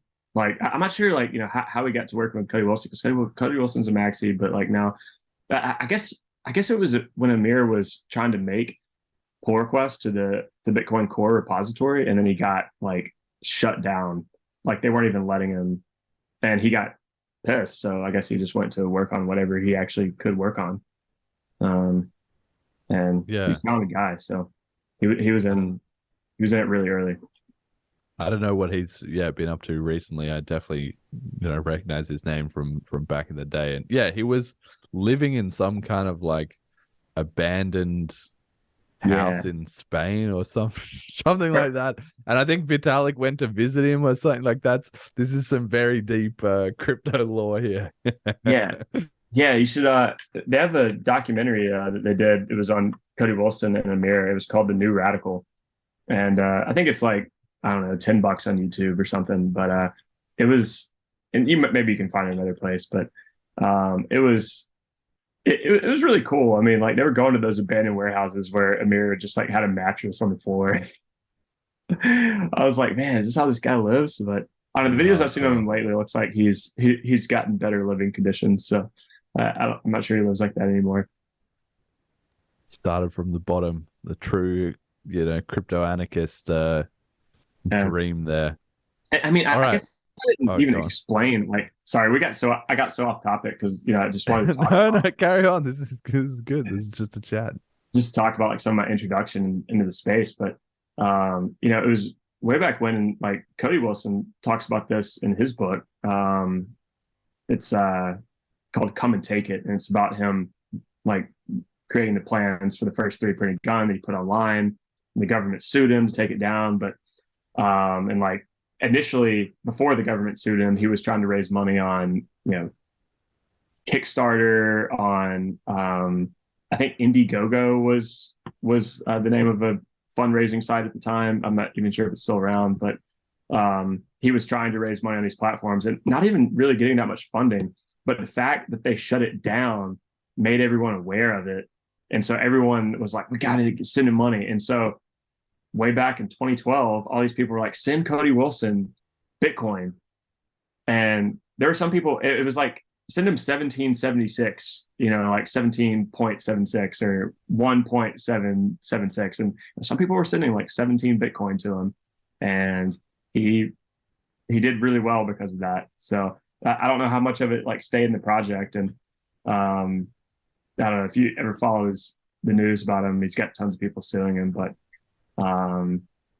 yeah, the fact that he was able to use that like way back when was pretty cool. And so he's been in it for a long time. Even though he's a maxi, he's an original gangster for sure. Sticking it to the man. Along with the mirror. Yeah, the New Radicals. All right, I'll have to check that out. I've never actually heard of that. That's super cool. Yeah. Vex on Ice 1. Thank you for checking in. Just welcome to the stream. First time listener. CashRain, obviously bringing in a few people. Okay, we got meme of the week as we kind of get towards the end of the show. It's the laser protection sunglasses. So listeners to the show, regular listeners might notice that the icon now has me with his green aviators. And the reason for that, if anybody is not aware, is it's this community meme that has emerged of everybody adding aviators or wraparound green laser protection sunglasses onto their eyes, kind of as a counter meme to the Bitcoin laser eyes that they have, where they had their meme of laser ray to 100K. It actually looks very cult-like and was always kind of weird. But it failed because the price didn't get to 100K and it's crashed, and a lot of them have given it up, but a few of them still have their laser eyes on. And so, yeah, there's the BCH joke now is to put like sunglasses on. Firstly, it looks cool, and that's why I like it more as a meme. The laser eyes looks like some whack job, but the sunglasses is actually pretty cool. And I also think it will be cool because we'll be able to get a bunch of sunglasses and at like a conference, and people will actually be able to wear them around. So you can sort of physically manifest it. So I think that's cool. And I just have also a bit of a screenshot here of a Twitter thread, which is pretty interesting, of some BTC versus BCH debate going on. And the BTC people have their laser eyes and the BCH people have their sunglasses on. So it's a pretty cool little representation of the debate of ideas going on there. But what do you think about the BCH community's meme game? Have you been loving this latest iteration? Or? Yeah, I mean, haven't been on Twitter a ton lately. I haven't tried to. I mean, I've posted a few things, and I think like the last time I was really getting excited about Twitter was when I was posting the Saint Kit stuff, because I think one of my videos like got way more exposure than someone of my account size should. Maybe I had like 20 followers or something, and all of a sudden I had like thousands of people watching me pay for breakfast and Saint Kits with Bitcoin Cash. All the maxers like, that's a scam coin, don't you know? Like, so it started all really wow. I hadn't even checked Twitter because I had like notifications disabled, and Ryan told me about it like a day later. He's like, oh yeah, you had this thing, like people writing. I was like, oh dang. Because it never happens. I just assumed I was shadow banned for so long, but maybe they unshadow banned me when Musk took over. But I don't know. Our meme game is kind of strong. I don't know. There's some Well, good. it could use some improvement. Like with CashRain, I can see a bit of that maybe starting up. I mean, it worked. The propaganda worked on me, right? That was how I got exposed to Bitcoin Cash as an idea, and like zero conf, and just asking people questions like, well, what about this? Do you guys have this feature? And it did help me sort a little bit of fact and fiction. I mean, to a certain degree, I guess there is truth that to get a quick Bitcoin BTC transaction, you do have to submit like with a higher fee. But I mean, if you're willing to wait, several hours, which sometimes you are, you can get in for the minimum fee, which is 2 cents to their credit. And it does make me think, like, when I see like a 2 cent transaction fee and 2 cents flat, I mean, that's kind of like, it seems like a good price for Bitcoin. Then, like, if it stays around 16,000, then you'll maintain those minimum fees at that level, which is cool. Well, yes and no, provided they don't have more demand for the that's the whole point. It's like the water in a bucket.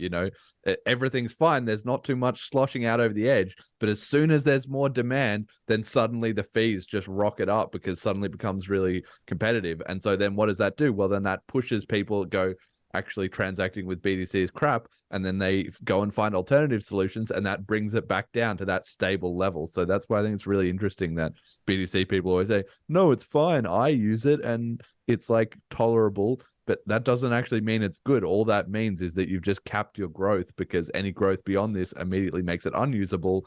People move to your competitors and then you go back down. So you can be happy using it the way you are, but you're just kind of not realizing the opportunity cost of all the people jumping onto your competitors by keeping things this way. Yeah. And maybe there's something that I don't realize, like maybe a Lightning, like an existing Lightning account or, wallet, if you want to call it that.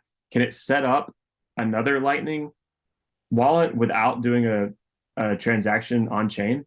Or does every wallet have to have a corresponding on-chain transaction for it to be created? Well, you can have a Lightning wallet that's custodial if you don't do an on-chain transaction. Yes. If you want to have a non-custodial one, there has to be an on-chain transaction in there somewhere, but you can sort of group them up, or I can pay for you to open your channel. Now, why would I do that? Just because I'm a nice guy? I mean, that doesn't scale, right? I'm not going to be paying to, but maybe you're my mate, and so maybe I will pay for it, or maybe you're a business like one of those wallet providers, and they will sort of foot the fee, but then they have to pay those fees. So then they have to find somewhere else in the business to charge you money to kind of make up for that, right? So it's kind of all comes apart at the seams the more you look into it, really. Yeah. So what I'm trying to figure out is what's the quickest that a Lightning, like if we had to onboard everyone in the world to have Lightning wallets and we want them to be non-custodial, I mean, what's the quickest that we could possibly create those? And is it about 80 years? Yeah, is it like 7 transactions per second? Is that 3.5 transactions per second? It's about 3.5 transactions per second in reality. 3.5 transactions per second. I mean, let's just give them the benefit of the doubt and say 7 transactions per second, right? It's like at least 40 years. Yeah, I was thinking it'd be around 1 billion, right? That's what 1 billion seconds, 4 years. It's not good. But maybe with they grouped transactions like you were talking about, I don't know if that would help them, because there's still a block size limit in megabytes. It's not in the number of transactions. So wondering, it's like maybe they could get some extra there or something, get it down to 20 years. It's still too slow. It's still way too slow. Yeah, and that's only in the case where you're onboarding. You're only doing onboarding traction. That means nobody closes a channel ever. Nobody makes an on-chain transaction for any other reason out, and nobody ever needs to close a channel to like if I try and fraud you, then the defense is to publish on-chain. Well, that also, is a completely separate use case. So we're talking about 70 years of opening transactions and nothing else. So yeah, it's just never going to work, guys. Doesn't But sound good. I don't know. They haven't figured that out yet. All right, we got message to the community. Last slide open. Slather, your chance to tell listeners to the show, what do you think is going on in Bitcoin Cash? What do they need to be focused on? What are we doing good? What are we doing bad? Yeah, what do you think, man? I mean, sorry, is this in the chat on Twitch, or is this in the No, it's just so I just have maybe I've confused you. So the last slide I have, it's literally, I title it message to the community, and it's just for you. It's your free talk opinion, open platform to speak to the Bitcoin Cash community with any thoughts, advice, feedback, criticism, encouragement, story, or point of view you feel should be more prominent or appreciated in the Bitcoin Cash scene. I mean, I don't know. People already know there's people who are maximalists and there's people who are not. So it's like, it's not really worth to have that debate to me. I don't know. Just like go out there and build stuff. I mean, we only get somewhere if we try to work and get things done, and work on user experience. And it's like gonna be a little bit of a grind sometimes, but I mean, got to give people reason to want to be in it. And if you think about something long enough, you'll probably come up with some good ideas. Sometimes I guess I don't work that fast, but I am working on, I'm building something, and I'm building and I'm brainstorming at the same time. So alongside. So we'll see how much that changes when, maybe I have a little bit less time on my hands, some responsibilities I have, but right now I've got a lot of free time. So, gives me some good flexibility to keep working. So, I encourage everybody else to be working, to be building, and not to be intimidated by things. I guess I'll preach to myself in that way. Maybe I'll get into the Node software and I'll actually start doing something a little bit more hardcore. Or helping you with some of your projects, which I've flaked out on. Yeah. Well, that's it. It's open anytime. I mean, I'm in the same situation as you, man. Like, there's 101 different things that I would love to be cracking open the code editor and building, but between running this show, working my job, and living the rest of my life, right? There's always friends and family and other things you got going on. Like that's a lot. So any extra that we can squeeze around the edges is brilliant, but it gets done when it gets done, because that's just the reality. Well, there's only 24 hours in a day. So yeah, no, but as you're saying, just keep cracking away on homegrown projects. Yeah. It's like, I don't know about you, but like I was helping a friend. We were throwing a Christmas party for some of our friends here in Florida, and then like I really don't like taking orders from anybody, like no matter what it is. So it's like maybe like the opportunity to kind of be like a little bit of a lone wolf on a project is like kind of cool. You don't really answer to anybody. You just kind of go out there and do your own thing, and people aren't chirping too much at you. Then it's kind of like, I don't know, it's just free space to think. So someone's like, "Hey, why isn't this working?" You're like, "Why don't I have this?" You're just like, "Shut up! Don't answer to you." Yeah, I mean, I tend to think of it as it's one of those great conundrums of life, right? Because I'm a bit like that too. I like it. I like the idea in theory of it's my way or the highway, right? But it's kind of a trade-off, because when it's all you, it is all you. So if you're not doing it, it's not getting done. It's as simple as that. And then as soon as you think, well, maybe I'll collaborate with someone else, then we'll be able to play ideas off each other. And then as soon as you do that, suddenly they have a bunch of ideas, which is great because they've got ideas. But now you're down to, well, what if you've got a different idea? And what if you disagree? And what if they're going to have to do the work for your idea, and then maybe they're not willing to do that, or vice versa. And so, yeah, just the great conundrum of humanity, doing it alone versus corporate. It's that saying that people have, which I think is quite a good one, is if you want to go fast, go alone. And if you want to go far, go together, right? That's kind of how it is. So as a Bitcoin Cash community, we're going far, not fast. So just stick it as a unit, right?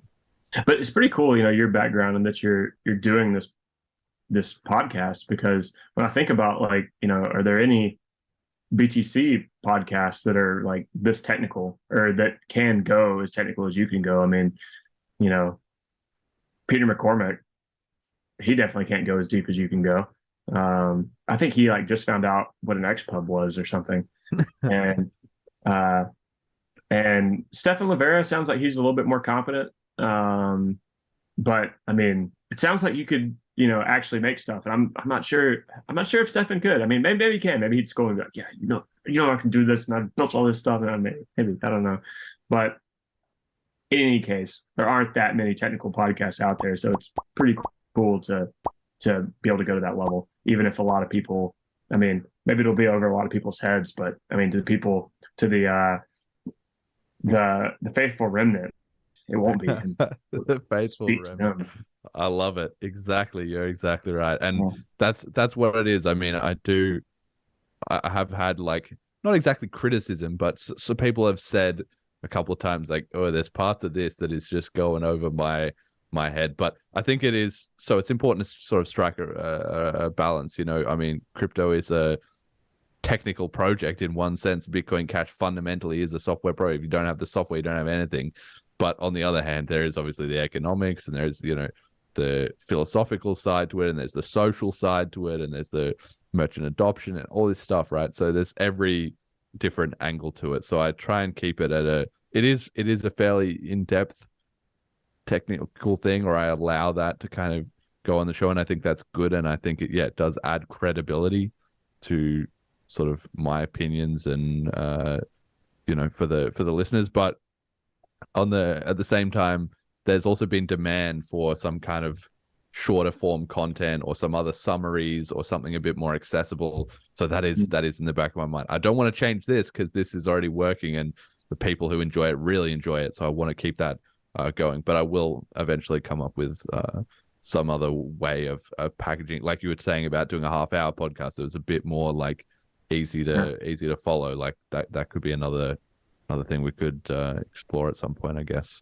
Yeah, I mean, or as we like go through the slides, maybe you have first 3 minutes of each slide, and then like, if you want to hear more, then click something. If not, then just go to whatever. Yeah. It's just like more building involved, and we're already building things. It's just there's so much. That's why I need Copilot, man. It's gonna 10x your development capability. Okay, all right. I'll give that a go, and I'll link you to this Mario space as well too with Sam Bankman-Fried. So that will do it for the show. We got the patrons. Thank you very much, Ricky and HP. Thank you to everybody who came into the stream for the first time for CashRain. That was actually really fun. I don't know if we're going to make that a regular thing, but I probably can't dish out a BCH every week, but maybe, we can keep the fun going there. Apparently there was a lot of other people doing donations and stuff after it was happening on the stream. So that was super cool. And anybody who hasn't tried it out, definitely go check out CashRain.com. Anybody can check out BitcoinCashPodcast.com. If you're new, there's a lot of information there about the show and about the Bitcoin Cash in every aspect, so you can find out what that is. If you're confused what you've got yourself into, read that. Hopefully it should help you out a lot there. And shout outs for the show. Thank you also to the donators. Anybody who scans the QR code sends in some Satoshis.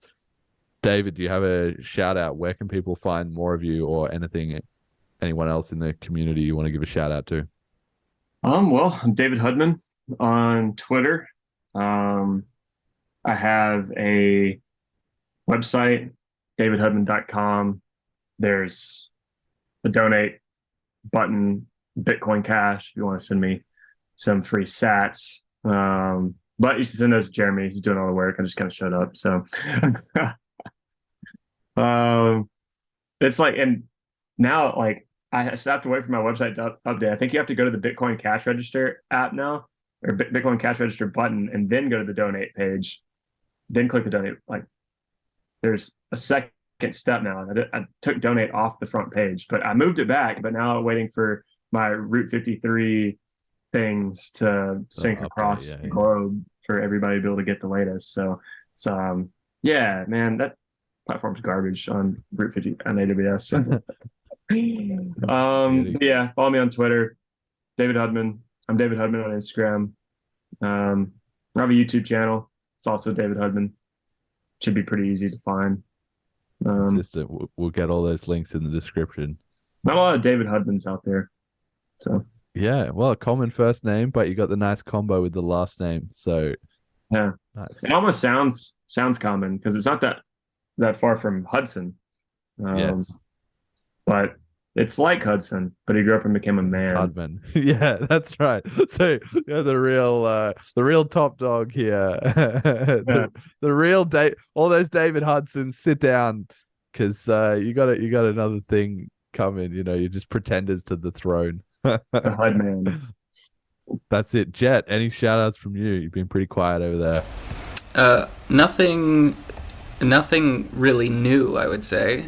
Just still feeling a lot of appreciation for Sonny and for MP Bryson and Honorable Terrence Drew and Roger and everyone, and Elliot and everyone that helped make the conference as banging as it was. It was so nice to meet everyone there, and I'm excited for the Bitcoin Cash 2023 conference. Yeah, the hype is already rolling for that, actually, which I would say is quite a good sign, because these things take a long time to organize. So, and I'll second that shout out to Sonny, because man, work he did. And to those of us who thought, oh, maybe Roger was involved, Roger said no, it's 97%, not 98% Sonny, or whatever he said. So yeah, it definitely incredible the work that he's done, and the MP Bryson. It was MP. Yeah, MP. Yeah. Okay. Member of Parliament. Yeah. That's he took some big risk, and sent some shockwaves. So shout out to him too. Absolutely. My shout out is to Kim.com, because better late than never. It took a while. Everybody was worried that it was vaporware, and I said I wouldn't give him any more airtime or props on this show until he actually delivered, and took a while, but he got there in the end, and he has delivered it, and so far it's been amazing. So it's pretty crazy for the first 48 hours, and as we can see from the live stream, a ton of new people came in, actually. So that certainly helped out this podcast. And yeah, it's just the first 48 hours. So who knows, once he's had a couple weeks, the team, I'm sure, is working away. They're going to take on feedback, upgrade, improve things. And I can see it going really, really mega viral. So I'm mad happy to be here right at the start of it, because it's amazing. And thanks to everyone who did any CashRains in my group as well, because that's pretty cool too. Love to see it. All right, that'll do it for this week. Thank you very much for listening, and until next time.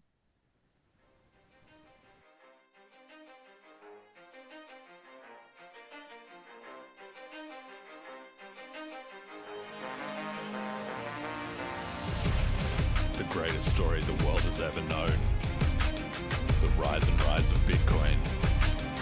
2022. A single chance for the world, a single moment in time. Bankers captures all, our cryptocurrency flies. Gets to decide, Phoenix fly from the flame. Bitcoin BCH, forever changing the game.